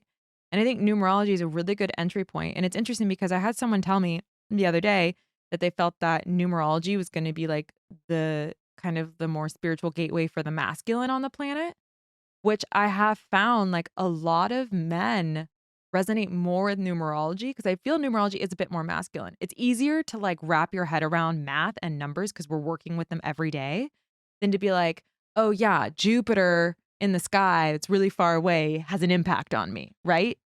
Yeah, guys have problems with their egos when they get into that, but they're like, numbers, yes. No, But well, planets, yeah. no, that's just what I've found through, being around other dudes that Well, and if you think about it, like I have never met a single person, whether you consider yourself, you know, hardcore born again Christian, atheist, you know, super spiritual, whatever you consider yourself to be, okay? I've never met a human being who hasn't had a moment in their life where they're like, I cannot stop seeing this number. I see 333 everywhere I go. I cannot stop catching this number. yeah. And again, I think that's another huge thing that draws people towards numerology, because they're like, what is going on? Like you go to the store and it's like $7.77, or, whatever. And then it's like all of a sudden the license plate in front of you is 777. And then, you get 777 likes on something. It's like, why this number? Mhm. So I think that's another thing that is kind of making it more mainstream and bringing people closer to it, because they're like, what, what is There's this? already numbers. There's already numbers happening to me in my life. Yeah, like, people literally feel like they're being followed by numbers, Mm. and I've had that experience where you just keep everyone seeing has. things over. Yes, you So do know? you think angel numbers are correlated to numerology, or do you think those are two separate things? Or So, I don't like to use the term angel numbers. fair enough. I only call it I that because that's what I've No, heard no, it. no, no, like, that I totally get that. I say repeating numbers. Angel numbers I have a really big problem with, actually, and Oh that's shit, that's because my bad. angel numbers are not rooted in numerology or the, like, study of it. It's just, like, people putting their own meaning to repeating numbers, and I find that that's dangerous because some random person online is channeling, right? And we use that term loosely because we can't verify, is this person actually, like, gifted psychically or not? We don't know, right? So they're just saying, "Oh, 888, change is coming, your angels are near." And I think that's really damaging because that's actually not what's being communicated with 8. For example, 8 is the only number that has to do with the material realm, right? And there's a way to interpret these things. And I also think that angel numbers give numerology bad name because of that. So imagine if there was like all this information on astrology of like, you know, let's say you're a Cancer sun. And then one day you're like, "You know what? Even though I was born in the time of Cancer, I'm choosing to be an Aquarius sun. I'm an Aquarius sun now. I'm just changing it." And then you just started making all this content that people born in the month of July are Aquarius. And you know what I mean? It's like numerology is an ancient practice. Hmm. It So it's almost like yeah. distorting it for like with no. There's evidence that these patterns exist in a certain way, Mhm. and when you say angel numbers, you're almost saying it like you're just spinning your spin on it. Well, the thing about angel numbers is, okay, if you want to just make up a meaning to numbers, make up your own. Don't just go online and just like save what some random person said on the internet. Like a lot of people do have a special relationship with certain numbers. Like let's say like your anniversary is, 4-1. April 1st is your anniversary. Then every time you see 41 or 4-1, you're going to be like, "Oh, that's my anniversary," right? Hmm. So maybe that's communicating to you like something around love, something around your relationship. Okay, cool. That's your interpretation. But to take a random person online's interpretation of numbers that's not rooted in numerology, that's rooted in their opinion, really, I just don't like that. I And feel I it. think it disempowers people. I Hmm. really do because again, it's not the right message and I do believe that repeating numbers, there is a code being activated, there is a message being presented to you. And so there's something to be read through there, and you Mm. can't properly process that if you're just going online and trusting anybody's answer, right? It's like giving your power away. Okay, so if you wanted to understand like the meaning of 1111, let's Mhm. say, because a lot of people get that 1111. right, Mhm. which would have been much easier to say, Mhm. but how would you go about understanding that meaning? So the most important thing when it comes to repeating numbers is to know your own cosmic code. So for example, I'm a life path 1. So if I'm seeing ones repeated, then it's probably the universe communicating to me like, "Yo, you gotta embody who you are. Remember who you are." Right? I think you're a life path 5, if I remember from our conversation a long time Fingers ago. crossed. Fingers are I think you crossed. are. So it's like you seeing a 5 is very different from me. Like our life path number is our most important number. It's like our sun sign in astrology, right? So if you know your own cosmic code, you know all your numbers and what they mean, then you see those numbers repeated, then you can accurately interpret that. The second thing I would say is that there is a generic like definition to each number that you can apply when you see it repeated, right? So when you see something repeated, it's like an echo in the universe. It's an amplification, right? So, and it's usually 3 times, and 3 is the number of magic, so it closes the loop. Like past, present, future, Yeah, like Holy Spirit. Trinity. Yeah, there you go. So you see 111. That's a closed loop. That's an echo from the universe. It's an amplification of the number one, and you could read that as one is new beginnings, one is heightened creativity, things like that, right? And then the third thing I would say is again, what is your own like relationship with numbers? Like again, if you and your girlfriend have an anniversary date, then if you saw that, you probably, that means something different to you than a generic explanation of a number. Does that make sense? 100%. Amazing. Yeah, that makes a whole lot of sense because Yeah. it can be kind of confusing because, like you're saying, numerology is this thing that has been around, but ironically is now coming more to fruition. So it's good to understand that because Yeah. it makes a lot more sense than just typing in what does this number mean and then like angelnumbermeanings.com comes Oh, up or that something stuff like that. upset I I I'm have doing nothing a against it, I'm but doing a repeating numbers, class right now. I've been working on it and recording it, so I'm mhm. gonna put that out soon, so I mean, if that's not the perfect segue to talk about that, then I don't know what no, I'm is. just but the reason I'm doing it is because, like, I want numerology to empower people, and I truly believe that I don't think people are bad intention with Right. putting out the angel numbers, but I do believe it disempowers people, and it's inaccurate information.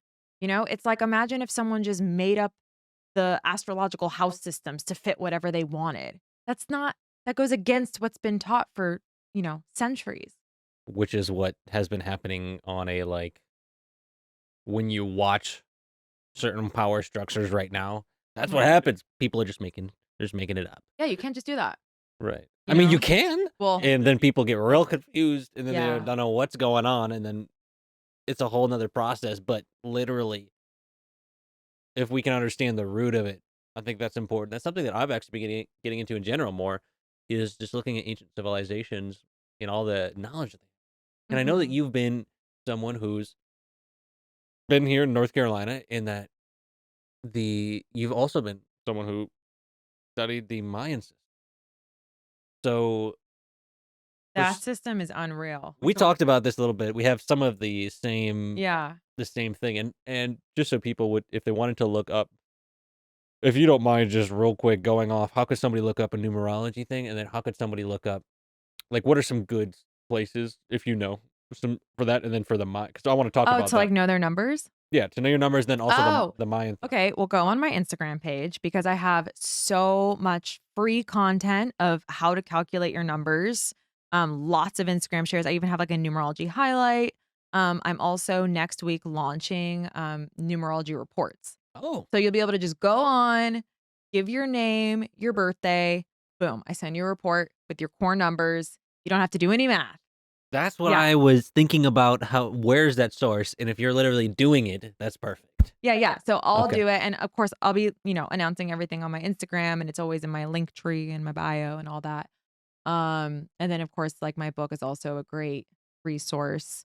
I just have so much coming up with numerology, just like sharing as much as I can and like again, repeating numbers course and things like that. And then the Mhm. Mayan cosmology, oh, there's so much misinformation.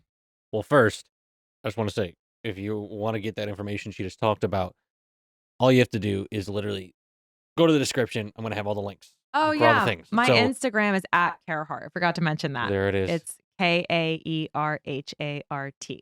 Right, and Yeah. I hopefully will have already put Kaerhart somewhere Yeah. in here so people can see to make sure we Yeah, know it's that, my last name, and yeah, and it people works. yeah, it works. People usually spell it the way that they would think it sounds in English, but yeah, Fair enough. Kaer. There we go. Alright, so, yeah, you can get that in the description and then check out all that information because 'cause I'm sure there's gonna be a lot for you to dive into. And so, it was just something that kinda came up in conversation because, first off, how did you encounter the So, Mayan world? I met this woman, and she actually does do, Mayan readings, I believe, so I can send you that link. Give her a shout out. She has gone by many names. I knew her as Mama Pacha, and, we met very kismetly in Asheville, and she was staying here from Costa Rica, and she has spent her entire life, um, studying the Maya, and she travels the world teaching it, and so does her daughter, and it's pretty incredible. She's definitely, like, one of the most next level humans I've ever met in my life, and, she began teaching me. She was like she saw that I understood systems and patterns really well, so she's like, "You'll get this." And so I just started studying with her the past 2 years, and, What do you think, like, the general basis of, like what would be the gener if you were to describe yeah. what it as a whole, how does the Mayan I don't even know if it's philosophy, but the Mayan way. I think Uh-huh. that's good.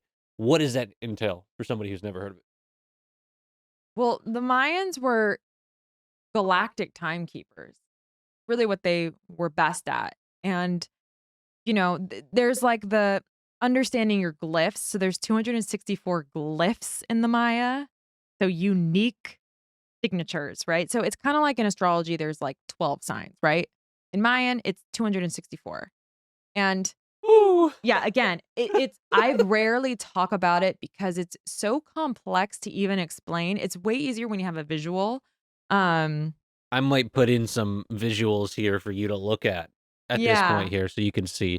And we don't have to get into it too much, but I just thought it was interesting because I've never heard anyone who has known the system. So for someone who's just kind of like, oh, well, this would be kind of cool to look up. You Mm. did send me a website. What is the name Yeah, of that? there's a website and I don't remember what it is, but we'll put it in here. Description Yeah, again. yeah. So Check out the people can look up description. their glyphs and it'll show you like God, it's really hard to it's hard to even like whittle down into simplicity because it's not simple at all, which is why it's not common. It's like the highest form of numerology and astrology combined is the Mayan system. And again, very mathematical. The codes in the Mayan system are very intense. Like I can barely grasp them and like I work with numbers all day. But I really what's cool about the Mayan too is that you have a glyph, right? So, for example, I'm a world bridger. That's a kimi in the Mayan language. It's called kimi, um, Cimi. So I'm a world bridger, and so I have a glyph. So it's a photo, right? A picture, and they used to carve them into stone and things like that. And it's believed that like when you're staring at your glyph, you activate something. And the first time Mama Pacha told me that, I was like, okay, lady. And granted, like think about what I do for a living, and I still was like, no. And but I started staring at it and I started to like things really did start happening. Like the Mayan really is about synchronicities. And the more you work with the Mayan codes, the synchronicities that line up, fascinating. Honestly, I should put you in touch with this woman and you should have her on because she's dedicated her life to it. So I could barely sum it up in just a Where does couple she live now? minutes. Asheville. She's here. She's here right now. Yeah. She kind of got Wow. stuck here because of, I didn't know if she went back to Costa Rica. That's why I was um saying. yeah. No, she's here now because Well, that's good. travel Well, I mean, that's has good been for me. restricted the past few years, yeah. Okay. Yeah, I mean, so that's just really interesting. There are descriptions if you look at the website name. Yeah. There are descriptions And on it the tells you like who your Earth family is, who your galactic family is. Each glyph comes from a certain planet and has a certain karma. Um, for example, world bridgers come from Mars. Our karma has to do with war Mhm. on the Hmm. planet. But yeah, everyone comes from a different place in the solar system. And then there are some glyphs that are from here, from Earth. So do you know the background of that? I'm just curious. What the with the Mars and the Mayan? Is there anything else that you know about that? If you don't, that's okay. I'm just You curious. mean about like, well, World Bridger Skywalker is my compliment. Um, their karma has to do with Mars and has to do with war on the planet and aggression and all that. I mean, Mars is the planet of war and aggression. Um, so that's kind of what we're here to kind of heal. And then there's, each glyph has its own place that it comes from in the solar system, Yeah. which is their karma and Mhm. what they're healing on the planet. Yeah. Huh. So you're my guide in the Maya. And I'm your guide in the Maya. So in the Maya, you have your complement, which is like they're also from that same place. They have a similar mission to you. Then you have your hidden gift. And that's, again, your hidden talent Mhm. that you may not be totally at the forefront, but you have within you. Then there's your antipode, which is your biggest challenge. And then you have your guide. And, I'm guided by the wind tribe, and the wind tribe is spirit. So it's kind of like a channeler. So I'm guided by spirit and the gifts of the wind tribe. And you're guided by World Bridger. And the gift of the World Bridger is death, And so my glyph is wind. wind. Mm-hmm. So we're each other's guides. But again, it's You more say, wait, hold intricate. on, I gotta back up. You said your glyph is death. Yeah, I know. That's what I'm here to teach people. I know. But Okay. it makes sense because I've died so many times, Yeah, no. literally and like I know. metaphorically. But it is more intricate than that, right? Because I'm not just a world bridger. I'm a white self-existing world bridger.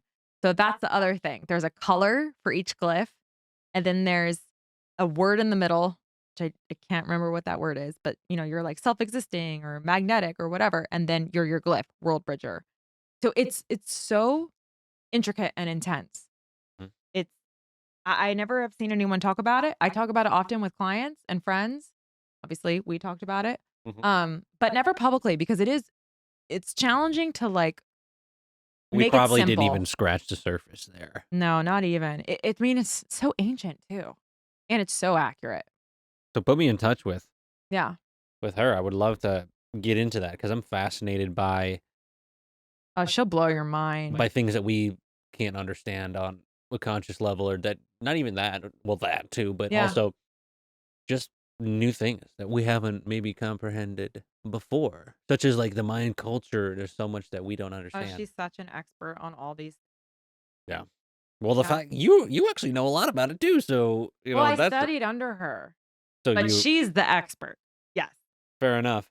Now, what made you, if you studied under her, why did you come back to? Was that before numerology? After numerology? After. Numerology was the gateway for everything because the systems make sense to me through math. Like I did not like astrology until I started looking at it through a mathematical lens. Math grounds things. Numbers ground things for me. They just make sense. So when I totally absorbed numerology, and again, like I said, once you understand and absorb numerology, you your brain is different. I can't explain it. It's like Neo seeing the Matrix. And so, I was always good with systems and patterns because I grew up as a musician. That really is what that is. Um, but having the numerology as a base, you know, I just picked everything up. But also, when I was a kid, um, I had like really high scores in like elementary school, like first grade. They tried to skip me a couple grades. Um, and they like were testing me for all these things. And I had like a semi photographic memory. So like once I like absorb something, it usually sticks. That's amazing. I was a complete opposite, man. I struggled in school. Well, I I was was not. bored. It's boring, that's for sure. Yeah, I for just so we have some contrast here for everyone watching. I I actually I talk about math so much. I don't even think I've ever said this on camera or on any recording, but at the very end of my algebra 1 in high school, I absolutely despised math and I didn't enjoy high school or school at all. Just didn't want to be there. I I literally remember n just understanding that I knew nothing. So I literally said, "Dear God, help me." And I just bubbled in random answers on Oh the my final exam. god. Wait, did you do okay? No, I failed the shit out of it.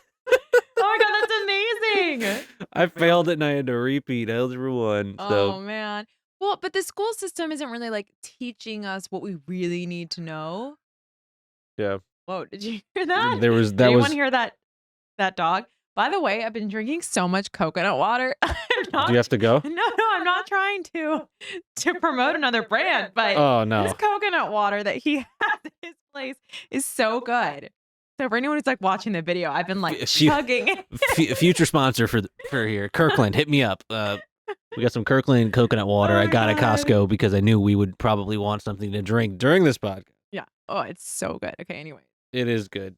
And there's like a dog over But here. the thing is, I find so many people hate school, but they're so intelligent. It's just like you weren't It's not the free right to way to learn. explore. Exactly. Exactly.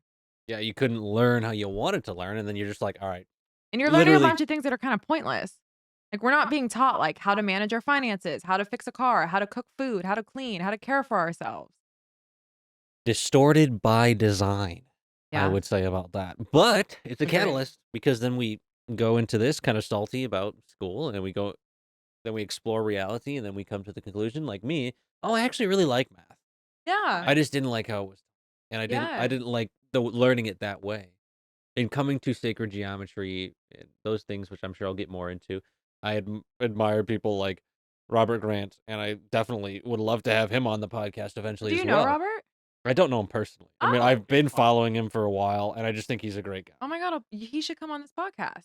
That would be great. Hey, Well, put shout you out. guys- Hey, tag him down below. I'll put you guys in the text thread. Oh, that would be great. Yeah, I mean, I would love to have him on. He's a genius. No, Man he is literally genius. is a genius. Yeah. And so that's what I'm saying. When someone like him is like numerology is accurate. It's true. I mean, you know what I mean? And he's not coming at it from like a spiritual place. He's a mathematician. He's Like, just trying to understand the nature of things from my yeah. observing him, and I think that's a great Oh, place to be. he has some incredible theories and ideas.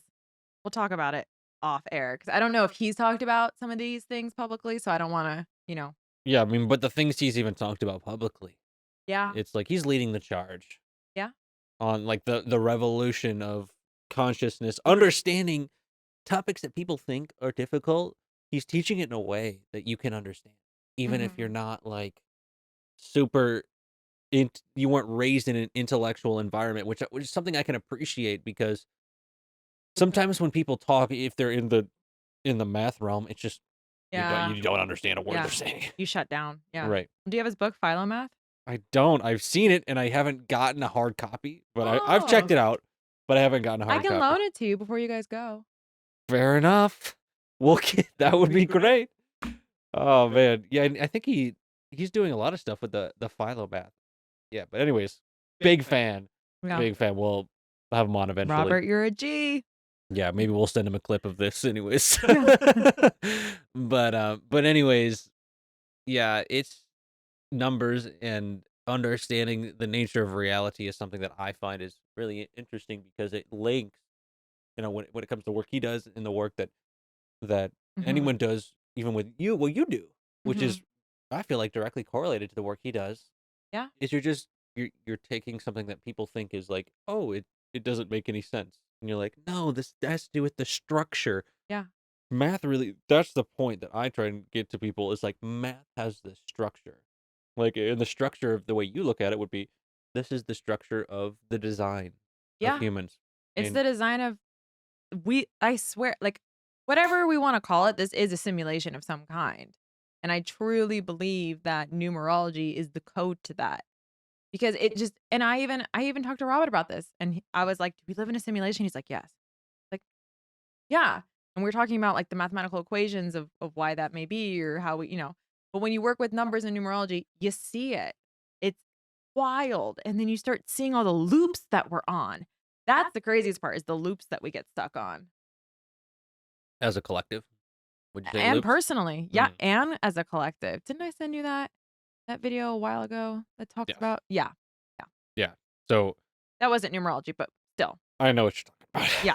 Yeah, I mean we are looping, but I would like to think that as humanity in general evolves, that we spiral instead of loop around. Like I would think about the evolution of consciousness not just being like a loop as in repeating loop, but rather a Mm. spiral of moving up in some Mhm. way of energetically we're moving up and it might seem like this is how I kind of see numerology. Just I've never said it this way, but this is Yeah. tell me if this makes sense. It's like you have a spiral and we're spiraling up, but on the same spot of the spiral, this could be the number 6. And all of these patterns, all like year 6s could all be over here. Yeah, yeah. And they would just be on this part. So every time we go Oh, around, it's a yeah. little bit different, but we're Yeah. evolving, but it's still there. And I say that in my book, that time is like a spiral, and it's like we're constantly coming back to the same things, but when we come back to them, we're stronger, we're wiser, we're more capable of dealing with things, right? Yeah. But when I say loop, it's like sometimes we get stuck in a pattern that we want to get out of, right? You're like, why do I have the same pattern in my relationships? Why do I have the same pattern with work? The same exact thing happens to me all the time. And so yes, to what you said, absolutely. I believe that's true. But what I was referring to with the loops is like sometimes we get stuck in a loop. And when we can access the point where we're getting off the loop, and like we're more spiraling up as opposed to like getting stuck, you know what I mean? Yeah. Then I think, like, again, numerology applies in that way where And that's where it helps. exactly. Where you understand your patterns and you're like, "Oh my god, I keep going into my year of money and success, but instead I'm having like power struggles, power issues." Instead, you set yourself up for success by setting yourself up for, I'm going into my money year. Yeah. And again, if you were to go deeper into the cycles, this would make more sense. So, go check that out. But But that's what I like though. yeah, I like having depth to things because I think mhm, there's a lot of surface level spiritual teachings and surface level totally. things out there. And my goal is to just get into the depth. I want to understand. Yeah, I Yeah. want it I think it's actually good that I don't know that much about numerology right now because then I can come at it from a perspective of somebody who is new also to understanding it and how to take that next step.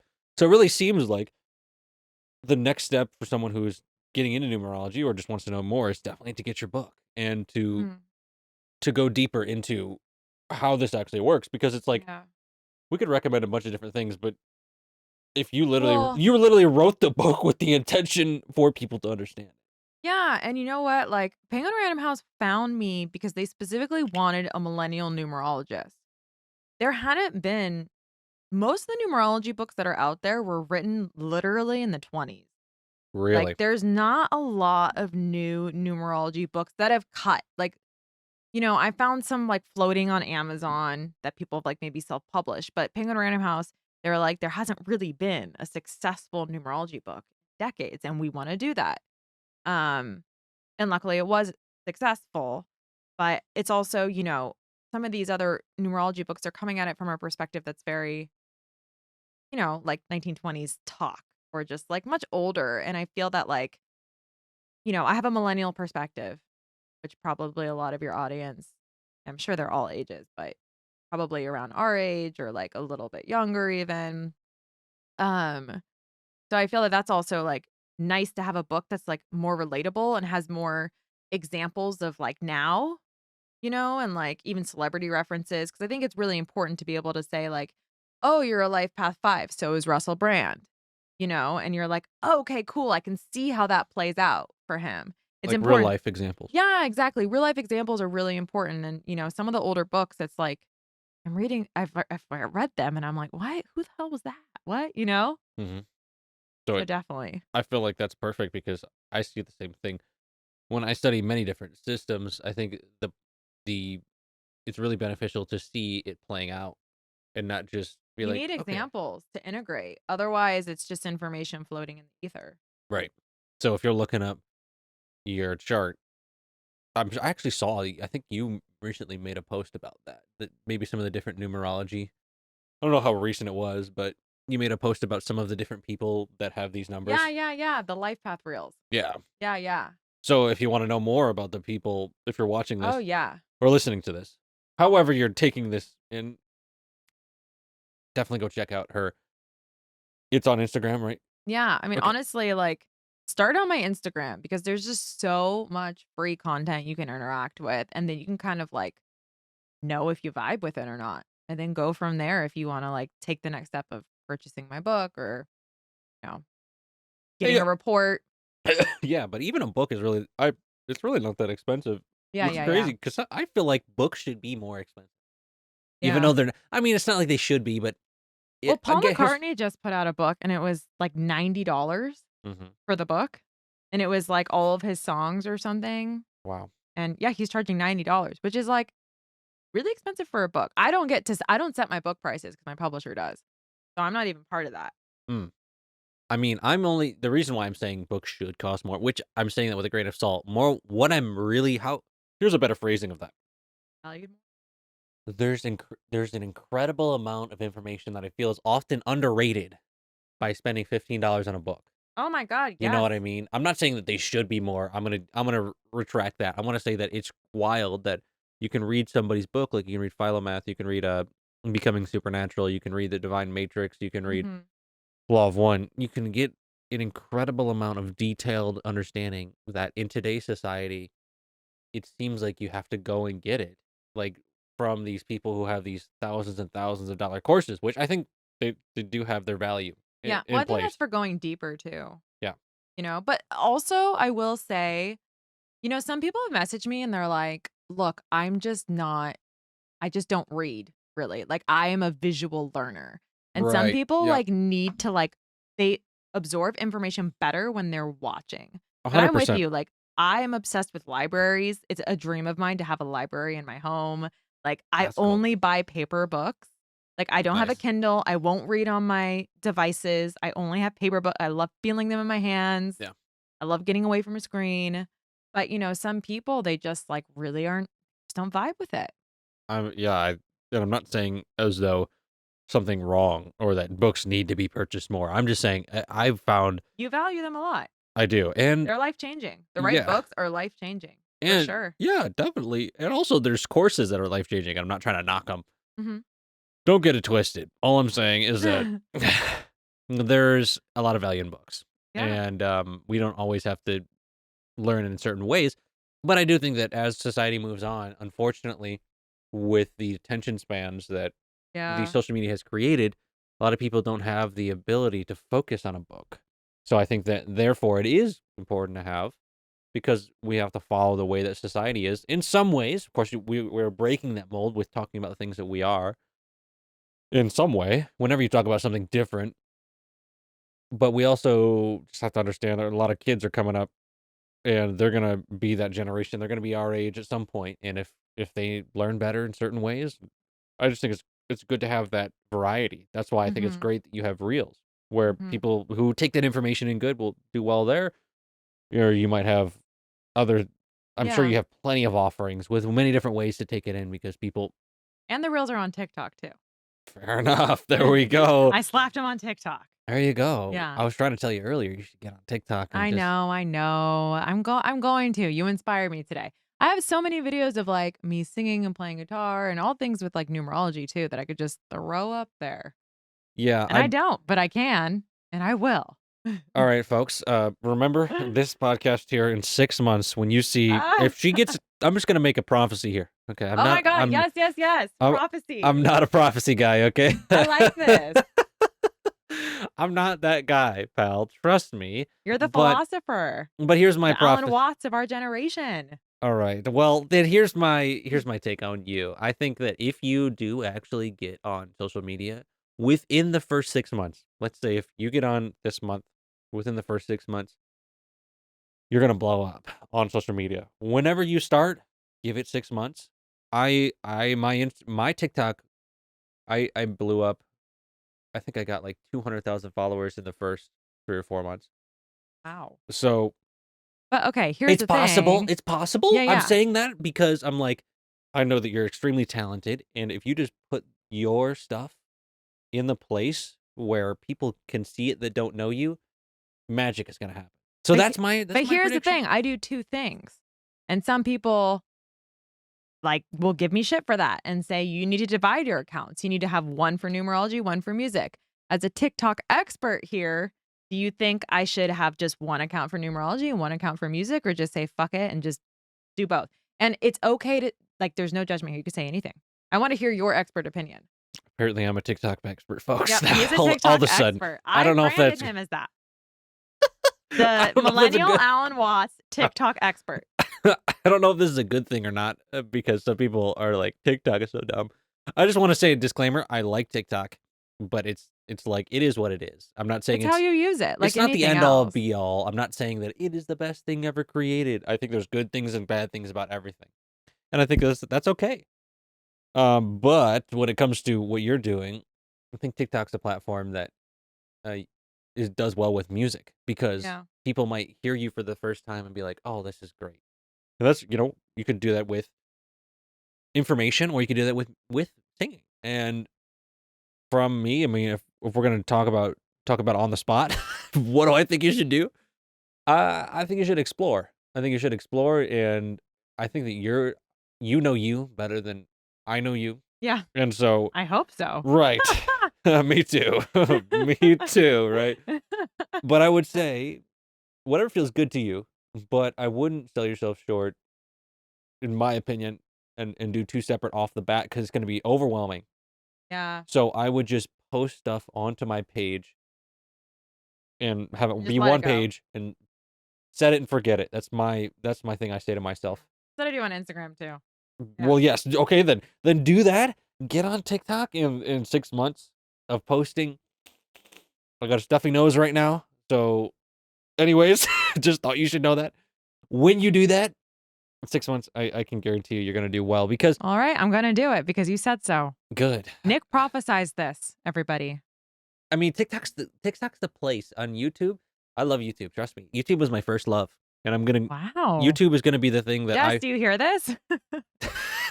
she knows I loved YouTube, and, I think growing up, we all were obsessed with YouTube. It's yeah, like, you can learn anything. right. You can watch all these music videos. Exactly. Now, YouTube, I wanted to be YouTube first. I actually had a first podcast named Dispel Illusion. So this is not my first rodeo. You can go find it on my profile. I did like a decent amount of episodes, but I want to do something different. I switched it up. Yeah. So I put out, I have hundreds of YouTube videos, but most people have no idea because YouTube is so difficult to get new viewers off the bat. But when you hit good, like the way that you're posting on YouTube is very smart. Yeah. Oh, But you looked at my YouTube channel. yes, Yeah. I am subscribed. Yo, Notifications on. I don't have that many subscribers, but they've been going up. But my, like Heart of Stone, one of my songs, has like 50,000 plus views and like There you go. 300 comments, which is crazy because I only have 800 subscribers. Okay, so then here's my next question. What's your favorite song of your own? Of my own? Oh, okay. My favorite song of my own, I have not put out. It's What's okay. your favorite release song of your own? Oh, okay. Oh God, it's so hard. It's like asking what's your favorite kid, you know? What is the song that you feel like you want to put in the intro of this podcast? And we'll put it in. That song will be out probably by the time that this comes out, but it's not out yet. It's my next release. And it's Okay. called Tower. So when is that going to come out? Just so I know. Because I can think tell it's you. coming out the end of it's sometime in April? I'm trying to get this video out in a week. Oh, okay, okay. So for those listening, you're probably okay. So my most like commercial song is Heart of Stone. Yeah.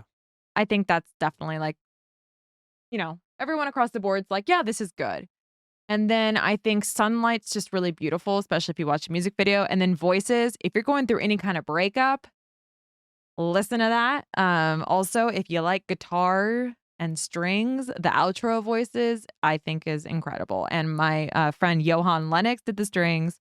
He's like Kanye West's string arranger and did Selena Gomez album and Big Sean. And he works with like the best of the best. So his orchestral like production is incredible. So listen to those strings. Okay. So then in conclusion, Yeah. what's going to be the song that we listen to at the beginning of this podcast? Probably Heart of Stone. Okay, we'll put Hearthstone in there. So All right. that's what you listen to at the beginning because I wanted to have that at the beginning. I don't know if I mentioned like that enough. idea. No, you didn't mention that. I like that. No one's ever done that for me. Thank you. There it is. Yes. Yeah. And then we'll have it. We'll have another one on the outro, but we'll talk about that later. What the outro songs be. I can even send you my instrumental. There you go. Yeah. Whatever you want, we'll throw it in there because I think it's one thing talking to a singer, but if you've never heard their music, you don't really have a sense because there's like an energy behind the way that they produce their own voice and everything. So I wanted to throw that in there. Jax? Oh, you heard that car door. Yeah, Jax is the name of his dog for anyone who. JAX. Yeah. He's looking around trying to find that door, wherever that was. But what are we looking at here? All right, so we took a little break here, so we probably hit a good time. I think we're good. I think here's my I didn't plan this, but I did want to ask you a couple more questions, then we'll finish up. Cool. But a question that I just think is a really interesting one, and I just want to let you take this and do whatever. Jax, go lay down. Go lay down, brother. Okay.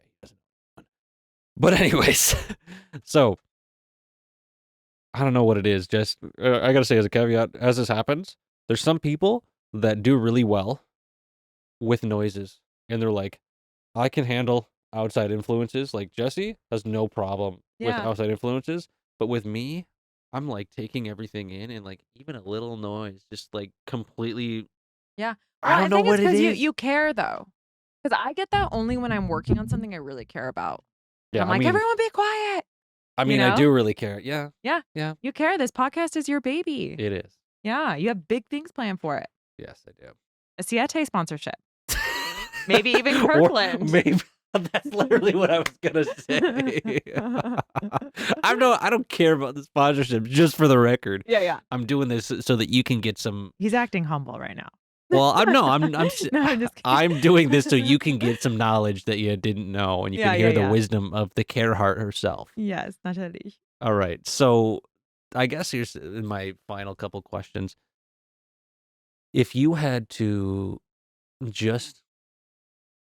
if you were if you were bouncing, like we talked about earlier in the podcast, that if it was your last 24 hours, Mhm. let's say right now was your last, it was your last time on camera. And On you, camera. yeah, Okay. let's say, not that, let's say that you were gone from the earth, Yeah, yeah. but let's say it was Last your time last, anyone was gonna see me publicly. right. Let's say you're going to go meditate off of the mountains. I'm gonna become a monk. What? You'll Yeah, never see me again. Yes. that's exactly what I'm saying. Okay. If you just were like, I'm gonna, you don't have to think about making the decision, but Yeah. whatever led to it, you're going off into another adventure, Yeah. and you're gonna do that. What do you think, or rather, what is the message that you give to the world? Maybe it's about the world. Be kind to yourself and lead with love. Always. In every situation, ask yourself, am I leading with love? Very nice. Very nice. That was right to the point. Yeah. I've asked that question before, and I've had a 10-minute 10-minute think about it, but I'm like, hey, I love it. Let's keep Yeah. it simple. Yeah. Let's keep it simple. That's beautiful. All right. And then if you had a message to yourself, let's say that you were moving on, and maybe you had a message to not, maybe even not yourself right now, Okay. a message to you 10 years ago. Oh my God. It'd probably be the same thing. I was so hard on myself. So be kind to yourself. Stop judging yourself. And again, lead with love. That was a huge thing I've learned this year. It's shifted like the relationship I have with my parents, the relationship I have with everyone, but really my parents, which there was a lot of things I had to heal there. And, you know, there was one really horrible fight we had, and it was like the hardest, most like painful one for me. And normally I'm like, fuck them. Like they just don't get it or whatever. And this time I was like, I'm just going to lead with love. And instead of like combating them, I just was like, I love you. Despite they had said horrible, horrible things to me. Like parents should not say to their cat, I just was like, I love you. I know you worry about me. And that's why you said these things, you know? And they just like couldn't believe that I was, and, because it's like they were, we were fighting and they were coming at me because they're hurting. Their parents didn't listen to them. And then I just started to see this like cycle of like abuse and toxicity and not feeling heard, not feeling seen. And at the end of the day, all humans want is to be seen and feel heard. And so it's like if you can always lead with love, even when people hurt you, and recognize that like people aren't trying to hurt you, they're hurting. You know that phrase like hurt people hurt people. It's like it's so true. And it's like, I really think that when I said to myself like don't lead with fear, lead with love, and in every situation I come first with love. And I say kind things and positive things as opposed to why did you do this? And you did that and you said that, it's always like none of that even matters. Like, how can I transmute this so it's more loving and we all feel better, right? And of course, I'm human, I'm not perfect, but that's been like such a big thing for me this year is like I say that to myself as like a mantra. So I would say the same thing. Stop judging yourself, be kind, lead with love. And there it is. Yeah. And there it is. You said you like going deep. That's great. No, that was a beautiful answer. I feel like we can just mic drop it. I know you can't probably drop that mic because it's been held up in the air, but you can imagine that is this I moment. can knock it over. Right. Well, actually, let's keep No, it I'm not easy going there. to. But thank you so much for being on today's podcast, and it was a pleasure. Yeah, thanks for having me. Thanks for y'all coming out to Asheville. Of course, it was They beautiful. drove out here from Tennessee. Yes, I wanted to drive out here just to kind of Scope. no, I mean, I was interested. I wanted to Yeah. have a conversation with you, and it's worth driving out here. We drove, I think, 5.5 hours, just for anybody who's watching. And you can see, again, I'll put this here because it's the end of the video now. You can see the background of us. We went out to lunch. You can see the food that we were talking about, Mm-hmm. and the waterfall we went to. That's going to be in a short video that I post. It will Yeah. probably be before this because it makes more sense for me to post the vlog and then post. Yeah. And also the waterfall we went to today is in my music video for Sunlight. Same waterfall that we were hanging out at. So same thing. It was a pretty good view either way. I didn't get my drone out. For those that are going to watch that video, didn't get my drone out because I forgot my phone and I was a little salty about it, but I did the best with what I could. Yeah. So go check that out and make sure you check out Kaerhart in general. And where are some places, now that we're at the end again, where are some places that people can find you? I'm most active on Instagram. I do have some videos on TikTok and I will continue. And both handles are at Kaerhart. So Kaerhart. And I have a website now, but it's all about my numerology year cycle planners at the moment. Hmm. So you can check those out. But I'm really active on Instagram and my link tree has all the links to um listen and stream my music and my numerology offerings. And of course I am on YouTube as well. Just Right. Caitlin Kaerhart. But And my I'll put a music's link to on her there. channel. Yeah, my music's on there. I mean, my music's everywhere that, you know, that streams and is sold. So I you think I could can just search tag my you. last name. Yeah. I think I can tag you in the title of this video. I think YouTube does that Oh, now. I cool. don't know, but I'm pretty sure I can just do at Kaerhart. Oh, that'd be dope. Yeah. And then that way, because when people have YouTube videos, I'm pretty sure you can tag other people. Well, I'm going to try that. If I can't, everything will be down below. And otherwise, I think we're good. Yeah. All right. Thanks Thanks for again. having me. Yes. All right. Now let's go inside and get a little warm. It's a little Are chilly you out cool? here. Oh, yeah, you're in short. We're chilling. All right, everybody. Thanks for watching. We'll see you next time. And until then, peace. All right. So again, thanks for watching. I really hope you enjoyed this episode as much as I did recording it. It ended up being a beautiful podcast, and it was just great. So if you did enjoy this episode, feel free to hit the subscribe button. Consider subscribing if you're on YouTube, because I'll be doing plenty more episodes just like this in the future and going forward, because I really enjoyed this process and I felt like there was a lot of value that you could get from an episode like this. All right. So I will see you in the next episode. And until then, peace.